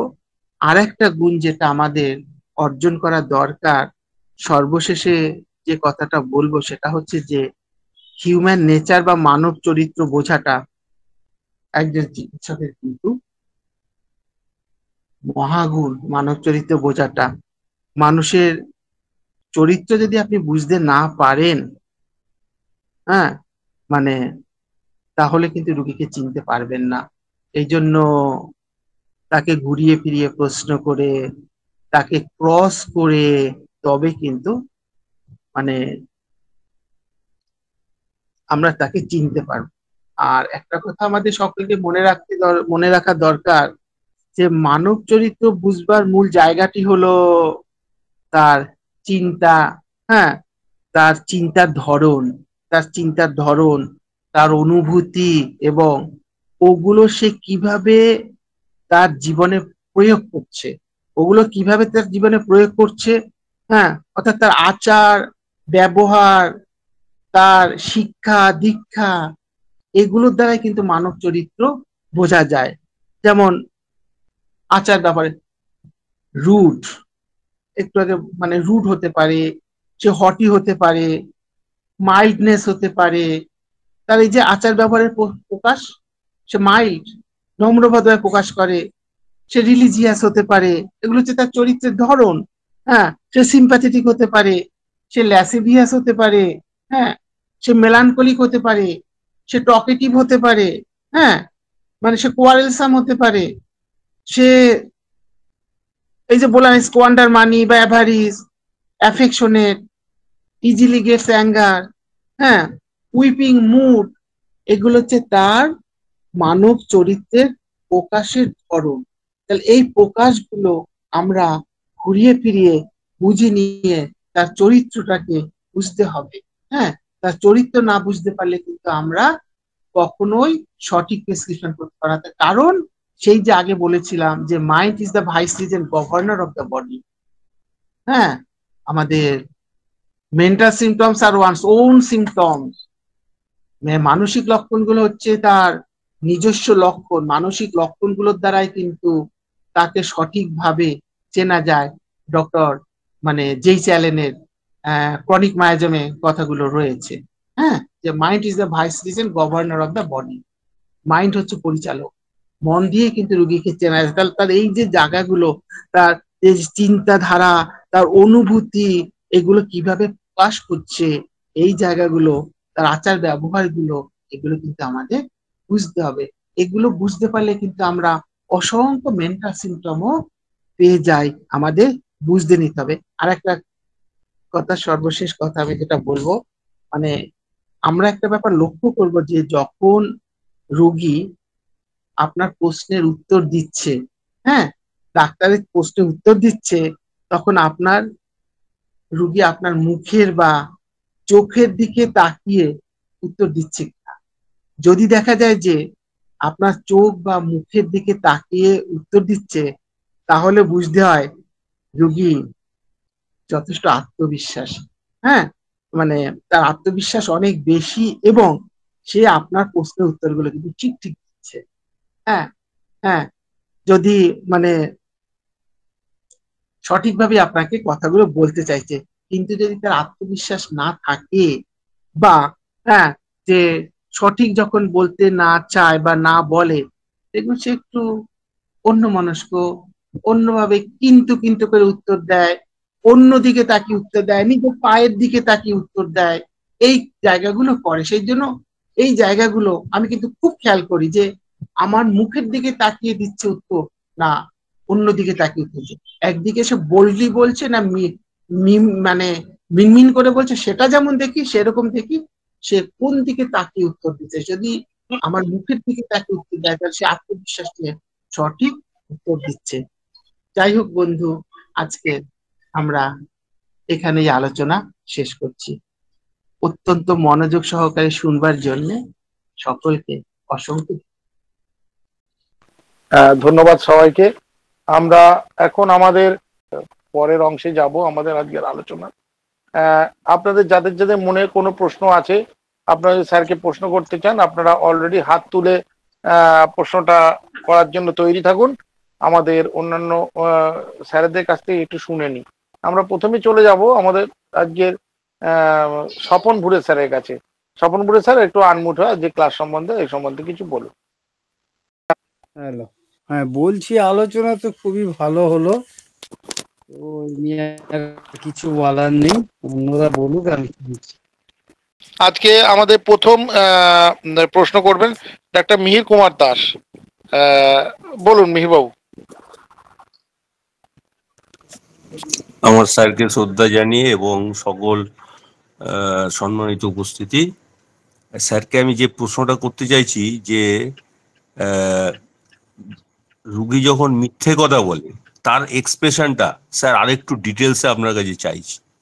মানে বেশিরভাগ রুগী তো তার দুর্বল জায়গাগুলো লুকিয়ে যেতে চায়, সেক্ষেত্রে এই যে মানে চোখের এক্সপ্রেশনটা যেটা আপনি বললেন, অন্যদিকে তাকিয়ে মিনমিন করে, পায়ের দিকে তাকিয়ে, বা হেজিটেট করে বলতে বা ই করে, মিথ্যে কথার ক্ষেত্রে যেটা মানে একদম যেটা যেটা মানে সম্পূর্ণ উল্টো কথা বলছে আর কি, সেক্ষেত্রে এক্সপ্রেশনটা স্যার আরেকটু আমি চাইছি আপনার কাছে। যদি পেশেন্ট শরিক হয়, সে সাধারণত খোলাখুলি ভাবে সব বলে দেয়। হ্যাঁ, এবং সিফিলিটিক যদি হয়, সে কিন্তু অনেকটা শালকি থাকে, চট করে বলতে চায় না। হ্যাঁ, সে মানে একটা দুটো কথায় ছেড়ে দেয় বা ছেড়ে দেবার চেষ্টা করে। আর সাইকোটিক পেশেন্টরা সাধারণত এই ধানানি পানানি গুলো করে, এবং সে আবার সাইকোটিক পেশেন্ট খুব চালাক বটে। হ্যাঁ, সে সাজিয়ে গুছিয়ে হয়তো এমন ভাবে বলছে মিথ্যে কথাটাকে সত্যি বলে মনে হতে পারে, কিন্তু এটা হচ্ছে ডাক্তারের এডিট, ঘুরিয়ে ফিরিয়ে প্রশ্ন করে তাকে তার কাছ থেকে সঠিক উত্তরটা জেনে নেওয়া। হ্যাঁ, ঘুরিয়ে ফিরিয়ে প্রশ্ন করে তার কাছ থেকে সঠিক উত্তরটা জেনে নেবে। তবে মিথ্যা কথা যখন বলে, বেশিরভাগ ক্ষেত্রে দেখা যায় যে একটু আনমনা ভাবে বলে। আমি এটা খেয়াল করেছি, আমার অভিজ্ঞতাতে বলছি। মিথ্যে কথাগুলো সাধারণত ওই ডাক্তারের চোখের দিকে তাকিয়ে বলে না, সে একটু অন্যমনস্ক ভাবে বা অন্য ভাবে বলে, বা হেজিটেটও তার কাছে থাকে। আমাকে ঘুরিয়ে দিয়ে তাকে সঠিক জায়গায় বুঝে নেওয়া, সেটাই হচ্ছে আমাদের কর্তব্য। হ্যাঁ, ধন্যবাদ স্যারকে। ধন্যবাদ স্যার। ডাক্তার, হ্যাঁ ধন্যবাদ স্যারকে। আচ্ছা, এবার আমরা চলে যাচ্ছি ডাক্তার পার্থপ্রদীপ চৌধুরী স্যারের কাছে। ডাক্তার পার্থপ্রদীপ চৌধুরী স্যার, আজকের ক্লাস সম্বন্ধে আপনি কিছু বলুন। হ্যাঁ, না খুব ভালো, তো ব্যাখ্যামূলক আলোচনা করেছে, পয়েন্ট ধরে ধরে দারুণ সুন্দর হয়েছে। কারণ তপনের কাছে আরো শুনবো আর কি, ওই অবজারভেশনের উপরে যে মেন্টাল সিমটমস গুলোকে পাওয়া যায়, অনেকটাই বলেছে। আরো যদি জানায় আমাদের সকলের ভালো লাগবে। খুব প্রাণবন্ত আলোচনা হয়েছে। ধন্যবাদ তপনকে, ধন্যবাদ কল্যাণ এবং আরো সকলে যারা আজকে রয়েছে। এবার আমরা চলে যাব ডাক্তার বিশ্বনাথ দত্ত স্যারের কাছে। বিশ্বনাথ দত্ত স্যার, আজকের ক্লাস সম্বন্ধে আপনি কিছু বলুন। ডাক্তার তপন ঘোষ স্যার তো খুব ভালো বলেন, আমার খুব প্রিয় একজন। সে এত সুন্দর করে প্রাণ ঢালা ভাবে বলেন, কোনো রাগ নেই, কোনো এ নেই, একদম পারফেক্ট মাস্টার মশাই বলে বোঝায়। তা এখন কথা হচ্ছে কি, ওইটা উনি যেটা বলছেন, অনেকদিন ধরেই আমার একটা প্রশ্ন মাথায় ঘুরছে। তা ওই যে আনকমন পিকুলিয়ার সিমটম ধরেও তো অনেকে চিকিৎসা করে। যেমন মনে করেন খুব ভিড় হয়ে গেল, যারা হসপিটালে চাকরি করে, মানে অনেক পেশেন্ট দেখতে হয়, 50 জন 60 জন, তারা কিন্তু মেডিকে এত মুখস্থ করে ফেলেছে যে দুই একটা সিমটম দিয়ে তারা কিন্তু দিচ্ছে। অ্যাকুইট কেসে, হ্যাঁ, তাতেও তো উপকার হচ্ছে অ্যাকুইট কেস গুলোতে। তাহলে ক্রনিক কেসে নয়, তপন স্যার যেরকম করে বললেন খুব সুন্দর করে, সেটা আমরা সেটা মানি, কিন্তু আবার ওইভাবেও তো আমরা চ্যারিটেবলে দেখি, এবং কোনো অনুষ্ঠান মানে কোনো মেলা টেলাতে যেমন হয়, যেমন ওই জায়গায় যেমন দেখা গেল মেলাতে, যেমন গঙ্গাসাগর মেলায় ধরুন, বা তারকেশ্বর মেলা, সেখানে দেখা গেল যে rectangular tip of the tongue মোডালিটিতে নড়াচড়ায় বৃদ্ধি, জলে বৃষ্টিতে ভিজেছে, রাস্তা দিয়ে সঙ্গে সঙ্গে প্রেসক্রিপশন করে দিয়ে দিল, ওষুধ বানালো, তাতেও তো কাজ হয়। সেই অ্যাকুইট কেসের ব্যাপারটা যদি হয়, অনেকে আবার এটা নিয়ে সমালোচনা করে, সেটা ব্যাপারটা যদি একটু পরিষ্কার করে দিতেন যে ওখানেও তো সাকসেস হচ্ছে সব। আবার এক একজন আছেন যে দূর থেকে পেশেন্ট আসছে দেখে, যেমন জ্ঞান মজুমদার, আমাদের শঙ্কর দাস বলেছিলেন একটা কথা, জ্ঞান মজুমদারের কাছে একজন পেশেন্ট গেছিলেন ইউরিনের ডিস্টার্ব, এবং তার যে দিব্য দৃষ্টি বা দেখে উনি হঠাৎ করে নেট্রাম সাল্ভ দিয়ে দিলেন। তখন শঙ্কর দাসরা তখন নতুন, শঙ্কর দাস এলএম খান্না তখন ওখানে বসছেন। তারপরে জ্ঞান মজুমদারকে জিজ্ঞেস করবেন কিভাবে জিজ্ঞেস করবেন, পরবর্তীকালে যখন ওই ভদ্রলোক আসলেন, হ্যাঁ, তার পেচ্ছাপের জ্বালা টালা কমে গেছে, পেচ্ছাপের পুজ, তখন জ্ঞান মজুমদারকে বললেন যে স্যার আপনি তো কিছুই জিজ্ঞেস করলেন না, হঠাৎ করে নেট্রাম সাল্ভ দিয়ে দিলেন। তখন বলছে দেখ, আহ এক কড়াই দুধের মধ্যে দুধটা যখন জাল দিতে দিতে ক্ষীর হয়ে যায়, তা আমরা এরকম পেশেন্ট দেখতে দেখতে দূর থেকে আসলেই এটা সাইকোটিক, এটা ব্যাপার, এটা গনোরিয়াল ইনফেকশন, বা এটা ওর নেট্রাম সেলফের লক্ষণ, এগুলো দেখে আমরা হয়েছে। তারপর আবার একটা উপমা দিলেন যে একটা গাছের গুড়ি তেও একটা বড় গোল টেবিল বসানো যায়, সেটা গাছের, তা আমরা ওই গাছের গুড়ির মতন, ওখানে চারটে পায়া দরকার হয় না। তো সেরকম অ্যাকুইট কেসে যদি আমরা আনকমন এই এলেন স্কিনোটের আনকমন পিকুলিয়ার সিমটম গুলো যদি মনে মনে আত্মস্থ করে রাখি, এবং যেমন নাকভূমিকার শীতকাতর, ইনএফেক্সুয়াল আর্জিং ফর স্টুল, তারপর তার জিহ্বার পোস্টিরিয়র ফার আর নাকভূমিকার চরিত্রগুলো দেখে যদি আমরা সঙ্গে সঙ্গে প্রেসক্রাইব করি, তখন তো দেখা যায় যে কাজ হচ্ছে। তাহলে যারা অ্যাকুইট, অনেকে তাদের একটু মানে মুখটা বেঁকিয়ে দিল, ডাক্তার নাকি অমুক, তা সেগুলো বড় মানে দুঃখ দেয়। মানে অ্যাকুইট কেসের ব্যাপার আর ক্রনিক কেসের ব্যাপারটা আলাদা। সেখানে তপন স্যারের যে দৃষ্টিভঙ্গি একটু ব্যাখ্যা করলে একটু সবার উপকার হবে, এই বলে শেষ করলাম। হ্যাঁ স্যার, আপনি বলুন। আচ্ছা, হ্যাঁ, আনমিউট ছিল। আমি নিজে আমার মেলার অভিজ্ঞতার কথা দিয়ে তারপরে শুরু করি। আর ডক্টর বিশ্বনাথ দত্ত আমাদের বহুত পুরনো বন্ধু, উনি বহু বছর ধরে আমার বক্তব্যগুলো শুনতে থাকেন। হ্যাঁ, যাই হোক, আমি কিন্তু আয়লা জলে আপনার মধ্যে কোনো রাগ নেই, আপনি বোঝানো যে এটা মানে পিতৃসুলভ বুঝান, আর এটাই আমার খুব ভালো লাগে। আচ্ছা, ধন্যবাদ, অনেক ধন্যবাদ। হ্যাঁ, আচ্ছা, আয়লার পরে,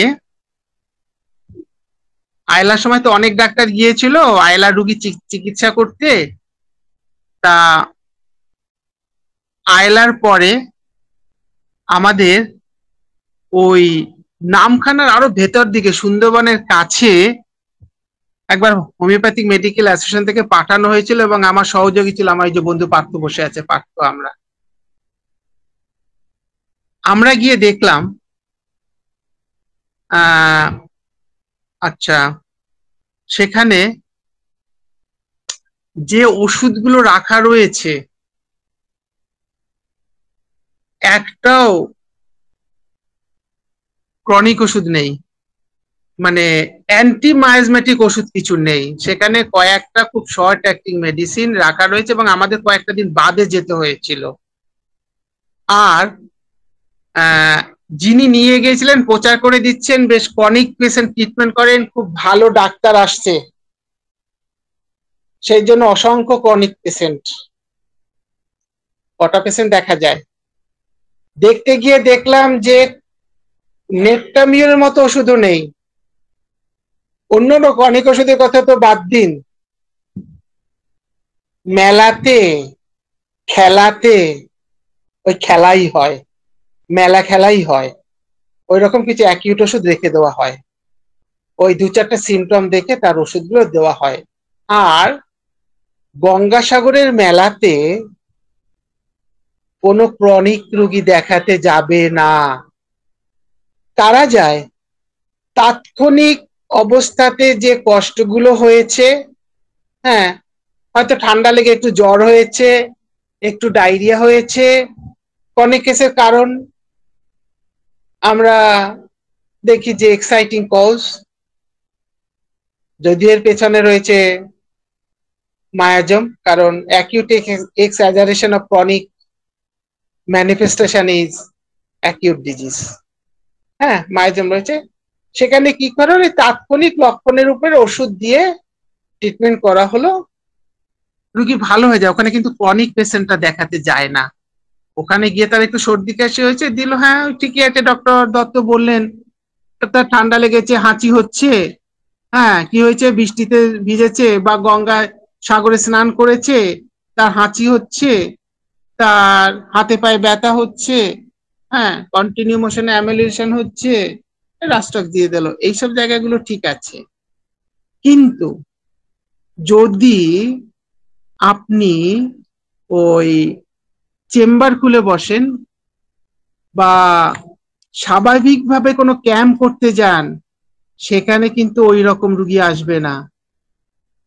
সেখানে কিন্তু ওই বেলেডোনা, ব্রায়োনিয়া, রাস্টক্স, আর্সেনিকা, ম্যালবামের মতো, যদিও এর মধ্যে আর্সেনিকা, ম্যালবাম ডিপ অ্যাক্টিং অ্যান্টিমায়াজমেটিক ওষুধ হলেও অ্যাকিউট অবস্থাতে কিন্তু এর প্রচুর রুগী পাওয়া যায়। হ্যাঁ, আর এখানে কি হয়, এখানে এই ওষুধগুলো একটা ডিপ অ্যাক্টিং পেশেন্ট, একটা তাকে দিতে হবে একটা অ্যান্টিমায়াজমেটিক ওষুধ, কি করা হলো, কিছু তাৎক্ষণিক লক্ষণ, কিছু মডালিটিস এর উপরে বেস করে ওষুধ দিয়ে দেওয়া হয়। সেখানে ওই একোনাইটের মতো অ্যাকিউট ডিজিজকে সাময়িক কালের জন্য আরাম দেয়, বারবার ফিরে আসে। তাই তো বারবার চেম্বারে এত ভিড় হবে, হ্যাঁ, বারবার সেই রোগীগুলো ফিরে আসে, এই জন্য রোগী এত ভিড় হয়। এবং এই ক্ষেত্রে আমাদেরকে মানে যে জায়গাটা অতি অবশ্যই বুঝতে হবে, প্যালিয়েশন হচ্ছে না সাপ্রেশন হচ্ছে না কিওর হচ্ছে, এটা বোঝা দরকার। রুগীর পক্ষে বোঝা সম্ভব নয় যে এটা প্যালিয়েশন বা সাপ্রেশন হলো। আমরা এর আগে সাপ্রেশন প্যালিয়েশন আলোচনা করেছিলাম, হ্যাঁ, তার একটা অংশ কিওর আলোচনাতে বাকিও আছে, কিওর আমরা আলোচনাতে এই জায়গাগুলো আরো পরিষ্কৃত হবে। হ্যাঁ, সে ডাক্তার বুঝতেও পারে না প্যালিয়েশন হচ্ছে না সাপ্রেশন হচ্ছে, তাৎক্ষণিক কিছু লক্ষণের উপর ওষুধ দিয়ে দিল, প্যালিয়েশন হয়ে গেল, কিংবা সাপ্রেশন হয়ে গেল, ছিল বাতের ব্যথা হয়ে গেল হার্টের ব্যথা, এই ঘটনাগুলো ঘটে। হ্যাঁ, সেই জন্য আমি বিশেষ করে এলোপ্যাথিক ডাক্তারের কাছ থেকে রুগী এলে কোনো ভয় পাই না, হোমিওপ্যাথিক ডাক্তারের কাছ থেকে রুগী এলে বড় ভয় পাই, যেহেতু রুগীর 12টা বাজিয়ে রেখে দিয়েছে, বারবার প্যালিয়েশন করতে করতে আর্টিফিশিয়াল ক্রনিক ডিজিজ করে রেখে দিয়েছে, প্যালিয়েটিভ ওষুধ বারবার খাওয়াতে খাওয়াতে। হ্যাঁ, শুধু এলোপ্যাথিক ওষুধে আর্টিফিশিয়াল ক্রনিক ডিজিজ হয় না, এই হোমিওপ্যাথিক ওষুধেও হয়। ড্রাগ প্রুভিং হচ্ছে, ড্রাগ প্রুভিং করে দিচ্ছে। হ্যাঁ, একটা সামান্য বাতের ব্যথা থেকে হলো হার্টের ব্যথা, দিয়ে দিল হার্টের ব্যথার ওষুধ, হার্টের ব্যথা কমে গেল, হয়ে গেল মাথা ব্যথা কমে গিয়ে শুরু হয়ে গেল ফিট। সে ডাক্তারের পক্ষে বোঝাও সম্ভব নয়, রুগীর এইভাবে 12টা বাজছে। আমরা হয়তো দেখছি আপেক্ষিক ভাবে প্রচুর রুগী দেখছে ডাক্তারবাবু, প্রচুর ভিড়, এই জায়গাটা কিন্তু আমাদেরই বুঝতে হবে। এইরকম আমরা অনেক বড় বড় ডাক্তার পেয়েছি, অনেক নামকরা ডাক্তার পেয়েছি, তারা মানে মাসে 4 লাখ 5 লাখ 7 লাখ 8 লাখ টাকা ইনকাম করে। তাদের রুগীকে নিয়ে একটু ঘেটে দেখবেন তারা কি করছে। হ্যাঁ, বরং পাণ্ডিত্য দেখায়। বহু ডাক্তার আছে পাণ্ডিত্য, কেউ কেউ বুঝতে পারেন অবশ্যই, তবে কেস রেকর্ডিং ছাড়া আমার মনে হয় না বোঝা যায়। হ্যাঁ, আমার মনে হয় না বোঝা যায়। কেস রেকর্ডিং করতেই হবে। আপনার কিসে আরাম হচ্ছে? বলে দিল যে আমার আমার যদি আমার ও আপনার কিসে আরাম হলো? সে বলে দিল যে ডাক্তার বাবু, আমার মানে ওই ঘাম বা প্রস্রাবটা হয়ে গেল, আমার আরাম হয়ে গেল। সেটা হয়তো সাপ্রেসড হয়ে বসে আছে। এগুলো বুঝতে হবে। যেমন আমরা একটু ল্যাকেসিসের কথা যদি বলি, ল্যাকেসিসে আছে যে ও appearance of discharge amelioration, appearance of normal discharge amelioration. আসলে ব্যাপারটা সে হয়তো ডাক্তারবাবু জানেও না যে তার ওই ডিসচার্জটা সাপ্রেসড হয়ে বসেছিল, সেই সাপ্রেস ডিসচার্জটা বেরোতে শুরু করেছে, রুগী আরাম হয়েছে। সে ভাবলো যে তার ওই নর্মাল ডিসচার্জে আরাম হচ্ছে। এরকম বহু ভুল বোঝাবুঝি আছে। যদি মায়াজমেটিক জ্ঞান না থাকে, তার যদি ডিপ নলেজ না থাকে, তারা ওই রকম ভ্যালিয়েশন সাপ্রেশন করে বসে থাকে। আর এই ক্যাম্প, আমি কিন্তু ক্যাম্পের বিরোধী। হ্যাঁ, ওটা ঠিক আছে, অ্যাকিউট অবস্থাতে মেলা খেলাতে ঠিক আছে। খেলতে গিয়ে আঘাত পেয়েছে, আমি সেখানে হয়তো তার আঘাত পেয়েছে, তার কিরকম আঘাত লেগেছে আমি আর্নিকা ফার্নিকা দিয়ে দিতে পারি। মেলায় গিয়ে সর্দি কাশি জ্বর হয়েছে, পেট খারাপ করেছে, সিমটম দেখে ওষুধ দিতে পারি। কিন্তু এমনিতে যে ক্যাম্প করা হয়, এমনিতে যদি ক্যাম্প করে আমি ওষুধ দিতে যাই, ফলো আপ করা হয় কি? ঠিক মতো ফলো আপ না করলে কিন্তু রোগী বড় ক্ষতি হয়ে যায়। আর হসপিটালের কথা বলছেন ডক্টর দত্ত, আমাদের এখানেই রয়েছে হসপিটালের। আমি জানি তারা কত সুন্দরভাবে রুগী দেখে। হ্যাঁ, তারা রুগীকে বেছে না। হ্যাঁ, অ্যাকিউট অবস্থা হলে তো সত্যিকারের ওষুধ দিয়ে দেয়। আমাদের এখানে সুশীল রয়েছে, সুশীল ঘোষ সেন্টারে চাকরি করে। ওরা কি করে, আমি দেখেছি আমাদের বন্ধু নীলকান্ত সরকার, কত বড় ডাক্তার নীলকান্ত সরকার, হসপিটালের ডাক্তার ছিল। হ্যাঁ, এক্ষেত্রে কি করে, অ্যাকিউট ওষুধ পেশেন্ট আসলে তো ওষুধ দিতে কোনো অসুবিধা নেই। যদি ক্রনিক পেশেন্ট আসে, দেখা সম্ভব হয় না, তাদেরকে আইটেম দিয়ে ছেড়ে দিয়ে অন্যদিন আসতে বলা হয়। অন্যদিন সেই দিনে সুযোগ মতো তাদের কেস রেকর্ডিং করা হয়, কারণ ক্রনিক কেস তো মরার মতো অবস্থায় আসে না।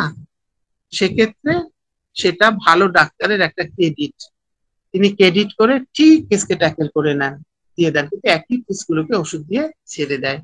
আর একই কেস প্রচুর আসে। আপনি এনআইএস এ চলে যান হসপিটাল, সব থেকে বেশি এখন এনআইএস এ হয়। হোমিওপ্যাথিক যতগুলো হসপিটাল আছে জেনে রাখুন, ভারতবর্ষের ক্ষেত্রে, এখানে তো বাংলাদেশের বন্ধুরাও রয়েছেন, ভারতবর্ষের ক্ষেত্রে সব থেকে হোমিওপ্যাথিতে ওষুধ হয়, রুগী বেশি হয়। মানে পশ্চিমবঙ্গে সল্টলেকের ন্যাশনাল ইনস্টিটিউট অফ হোমিওপ্যাথিতে দ্বিতীয় স্থানে রয়েছে ডিএনডে homeopathic medical college and hospital. আগে মহেশ ভার্সাস ছিল সেকেন্ড পজিশন, এখন ডিএনডে। এখানে কিন্তু কেস রেকর্ডিং হয়, অনেক গ্রুপ আছে, অনেক গ্রুপে রুগী দেখা হয়। আর এনআইএস এ তো কেস রেকর্ডিং হয়, তবে সব সময় যে ঠিক ভাবে তারা পেরে ওঠেন তা নয়, তবে কেস রেকর্ডিং করেন। কেস রেকর্ডিং করে আমি দেখেছি, আমি প্রচুর প্রেসক্রিপশন পেয়েছি, হয়তো ভুল করতে পারে জুনিয়র ডাক্তাররা রুগী দেখে বলে, কিন্তু তারা কেস রেকর্ডিং করে। আমার ঘরেই রয়েছে, যদিও এখন তাকে পাঠিয়ে দেওয়া হয়েছে বাঙ্গুর ইনস্টিটিউট এলোপ্যাথিক হসপিটালে, কিন্তু এর আগে তো হোমিওপ্যাথিক হসপিটালে ছিল, কেস রেকর্ডিং ওরা করা যায়। হ্যাঁ, অ্যাকিউট গুলো হলে তো দরকার হয় না, এইভাবে কেস হসপিটালে ম্যানেজ করে দেওয়া যায়। আর যার করবার ইচ্ছা নেই কেস রেকর্ডিং, যার প্যালিয়েশন করবার ইচ্ছে, সে সব জায়গায় প্যালিয়েশন করবে, সে হসপিটাল হোক, সে ওই মেডিকেল ক্যাম্প হোক, আর তার নিজের চেম্বার হোক। এই জায়গাটা কিন্তু আমাদেরকে বুঝতে হবে। যেমন আমাকে এক দাতব্য জায়গাতে বসতে বলা হয়েছিল, একদিন বসেছি, একদিন। গিয়ে দেখলাম দুটো ওষুধ প্রেসক্রিপশন, মানে দুটো রুগী দেখেছি। সে জায়গায় আমার এক ছাত্র বলে এসেছিল যে স্যার তো একটা দুটো বেশি রুগী দেখতে চাইবেন না, স্যারকে জন্য বেশি রুগী রাখবেন না, অ্যাকিউট হলে রাখবেন, স্যার দেখে দেবেন, ক্রনিক হলে স্যার কিভাবে রাখবেন না। আমার জন্য দুটো পেশেন্ট রাখা হয়েছিল, একটা টিউবারকুলিনামের ছিল, একটা নেট্টামিউর ছিল। দেখলাম যে ওখানে ওষুধ টিউবারকুলিনামে নেই, নেট্টামিউরও নেই। আমি সেদিনই ইস্তফা দিয়ে চলে আসি যে আমি আর আসবো না, আমি ওষুধের বাক্স ক্যারি করে নিয়ে যেতে পারি। এইসব জায়গাতে তো এই ট্রিটমেন্ট হয়, আর কি বলবো। হ্যাঁ, আপনারা বুঝে নিন। যাই হোক, আমাদের এক মানে সদস্য, আমার ছাত্র বটে, উৎপল পাল হাত তুলে রেখেছেন, ওকে একটু প্রশ্ন করা হোক এবং ওর প্রশ্নই হ্যাঁ শেষ স্যার, উত্তর হ্যাঁ হবে। স্যার, হ্যাঁ স্যার, উৎপল পালের প্রশ্নই, ডাক্তার উৎপল পালের প্রশ্নটাই আজকে শেষ প্রশ্ন। ডাক্তার উৎপল পাল, আপনি প্রশ্নটা করুন স্যারকে। প্রথমে অসংখ্য ধন্যবাদ স্যারকে আমাকে সুযোগ দেওয়ার জন্য, এবং আজকে একটি অসাধারণ ক্লাস স্যার উপহার দিয়েছেন। স্যার, এই যে লাস্ট যে একটা প্রশ্ন এখানে উঠে আসলো, যে অনেক চিকিৎসকই আছেন যারা ওই কিছু দেখেই আর কি মনে মনে একটা সিদ্ধান্ত নিয়ে নেন যে এই রোগীকে এই মেডিসিন দিতে হবে। তো এই যে এখানে একটা বিষয় যেটা আপনি প্রথমেই আজকে আলোচনা প্রসঙ্গে তুলেছেন, যে ফ্রিডম ফর প্রিজুডিস, তো এটাও কি একটা প্রিজুডিস ব্যাপার নয়, যে আমি রুগীকে দেখি আগে থেকে একটা ধারণা করে নিলাম? এটাও একটা মনে হয় সম্ভবত। আর অবশ্যই প্রিজুডিস এবং ঢিল ছোড়া, লাগলে লাগলো, না লাগলে না লাগলো। হ্যাঁ, আর একটা আমার প্রশ্ন, এটা অনেকদিন থেকে আমি ভাবি আপনাকে জিজ্ঞেস করব, তো আজকে সুযোগ হলো।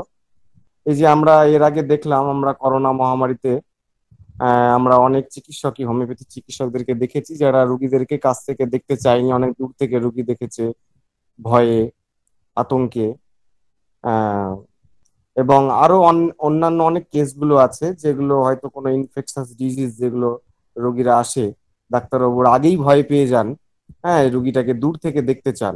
তো এখানটায় আপনি যেটা একটা বিষয় বললেন, যে অনেক সময় রুগীর যে ঘাম বা তার যে ইনফেকশন বা তার যে ক্ষতটা, সেখান থেকে একটা ডিসচার্জ যেটা বেরোচ্ছে, সেখানে একটা হয়তো কোনো পিকুলার সিমটম রয়েছে, দুর্গন্ধ। তো আমি যদি আগেই নাকে রুমাল দিই বা নাক চাপা দিই, বা ওই করোনার পেশেন্ট বলে আমি ভয় পেয়ে যাই, তো এগুলো কি ওই সংস্কারের মধ্যে পড়ছে না? এইটাই স্যার। দেখো, ডাক্তারকে নিজেকে তো বাঁচতে হবে। ভালো প্রশ্ন করেছো। আমি ডাক্তার, আমাকেও তো বাঁচতে হবে। হ্যাঁ, কিছুটা ডিস্টেন্সে রেখে রুগী দেখা উচিত, ঠিকই আছে, নিজেকে সেফ নিয়ে। হ্যাঁ, নিজেকে সেফ নিয়ে দেখা উচিত। তবে বেশিরভাগ ক্ষেত্রে, করোনার ক্ষেত্রে দেখেছি তার যে সিমটমস গুলো অবশ্যই শুনতে হবে, এবং সিমটমস গুলো শুনে নিয়ে, হ্যাঁ, তার বিশেষ করে মডালিটিস, হ্যাঁ, এগুলো দেখে ওষুধ দেওয়া গেছে করোনাতে, এবং করোনার প্রত্যেকটা রোগকেই সারানো গেছে। প্রতিটি রোগ, আমি তো যতগুলো রোগী পেয়েছি কোনোটা মানে সারেনি এমন দেখিনি। আর একটা অদ্ভুত ব্যাপার দেখেছি যে ফ্যামিলি ওয়াইজ আক্রান্ত হয়েছে, ফ্যামিলি ওয়াইজ, এবং প্রত্যেকটা ফ্যামিলিতে আমি দেখেছি যে একই ওষুধ এসে গেছে, একই ওষুধ। একটা ফ্যামিলি তো, আমি তো তখন সুভাষগ্রাম যেতে পারতাম না। হ্যাঁ, ওই ওদের ফ্যামিলিতে 4 জন, ওরা একটা গাড়ি ভাড়া করে, 4 জনই করোনায় আক্রান্ত, 4 জনই একটা গাড়ি ভাড়া করে মধ্যমগ্রামে এসছেন। আমি দেখলাম 4টে পেশেন্টেরই চুপচাপ থাকতে চাইছে, তারা, তাদের প্রচন্ড জল পিপাসা। অতি অবশ্যই কাছে গিয়ে আমি তাদের জিভটা দেখেছিলাম, ড্রাই টাং। হ্যাঁ, ড্রাই টাং, প্রফিউজ থার্স্ট, প্রচুর জল খাচ্ছে, চুপচাপ পড়ে রয়েছে। হ্যাঁ, ব্রায়োনিয়াই এসছিল। আর একটা ব্যাপার যে ওই মানে জল পিপাসা থাকলেই যে ব্রায়োনিয়া দেবো তা কিন্তু না, জল পিপাসা না থাকলে অন্যান্য মডাল যদি সিমটম গুলো থাকে দেবো। তবে এই অ্যাকিউট ডিজিজ ফিজিজ গুলো না, এই বা এই যে মহামারী গুলো অ্যাকিউট বা এগুলো ট্রিটমেন্ট করা অনেক সহজ হয়। হ্যাঁ, এবং মানে তাৎক্ষণিক রোগ তো, তাৎক্ষণিক রোগ, তারা কিন্তু রুগীরা মানে যে সিমটম গুলো বলে সেগুলো কিন্তু খুব মানে সঠিক কথাই বলে, কারণ সেই সময়কার কষ্টগুলো এখানে ট্রিটমেন্ট সহজে করা যায়। আর সাধারণত করোনা তো বেশি সময় দেয়নি, 1 দিন 2 দিন 3 দিন সময় দিয়েছে। এক্ষেত্রে কিন্তু ডিসচার্জের যে গন্ধ টন্ধ গুলো তেমন তৈরিও হয় না এত তাড়াতাড়ি, একটু পুরনো না হলে। হ্যাঁ, তৈরিও হয় না। আর অন্য ডিসচার্জ গুলো তো আমরা এখানে পাবো। হ্যাঁ, ঘাম টাম পেতে পারি, তবে বেশিরভাগ ক্ষেত্রে দেখা যায় অ্যাকিউটিসের এক্সাইটিং কজ আর মডালিটিস, হ্যাঁ ওই যে মডালিটিস এর উপরে বেস করে ওষুধ দিয়ে দিলে মোটামুটি ভাবে রোগী সেরে যায়,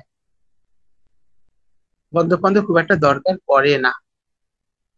ঠিক আছে, এখানে শেষ করো। ওকে, ধন্যবাদ স্যারকে। আমাদের আজকের অনুষ্ঠান আমরা এখানেই শেষ করতে চলেছি। অশেষ ধন্যবাদ স্যারের কাছ থেকে। আজকে আমরা অনেক কিছু পেলাম যেগুলো আমাদের ভবিষ্যতে একজন সঠিক মাপের চিকিৎসক হওয়ার ক্ষেত্রে আমাদের খুবই সাহায্য করবে। আমরা হোমিও উদ্দীপনার পক্ষ থেকে ডাক্তার তপন ঘোষ স্যারকে অশেষ ধন্যবাদ জানাই, এবং উপস্থিত সমস্ত সম্মানিত উপস্থিতিকে আমরা আমাদের আজকের ক্লাসে উপস্থিত থাকার জন্য অশেষ ধন্যবাদ জানাচ্ছি। এবং আমাদের যে আরো গুরুজন আছেন, ডাক্তার পার্থপ্রদীপ চৌধুরী, ডাক্তার স্বপন বুড়ে এবং ডাক্তার বিশ্বনাথ দত্ত ইত্যাদি সিনিয়র ডাক্তারদের আমরা তাদের মূল্যবান আলোচনার জন্য আমরা সবাইকে ধন্যবাদ জানাচ্ছি হোমিও উদ্দীপনার পক্ষ থেকে। সম্মানিত উপস্থিতি, সবাইকে শুভরাত্রি জানিয়ে আমরা আমাদের আজকের অনুষ্ঠান শেষ করলাম। ধন্যবাদ।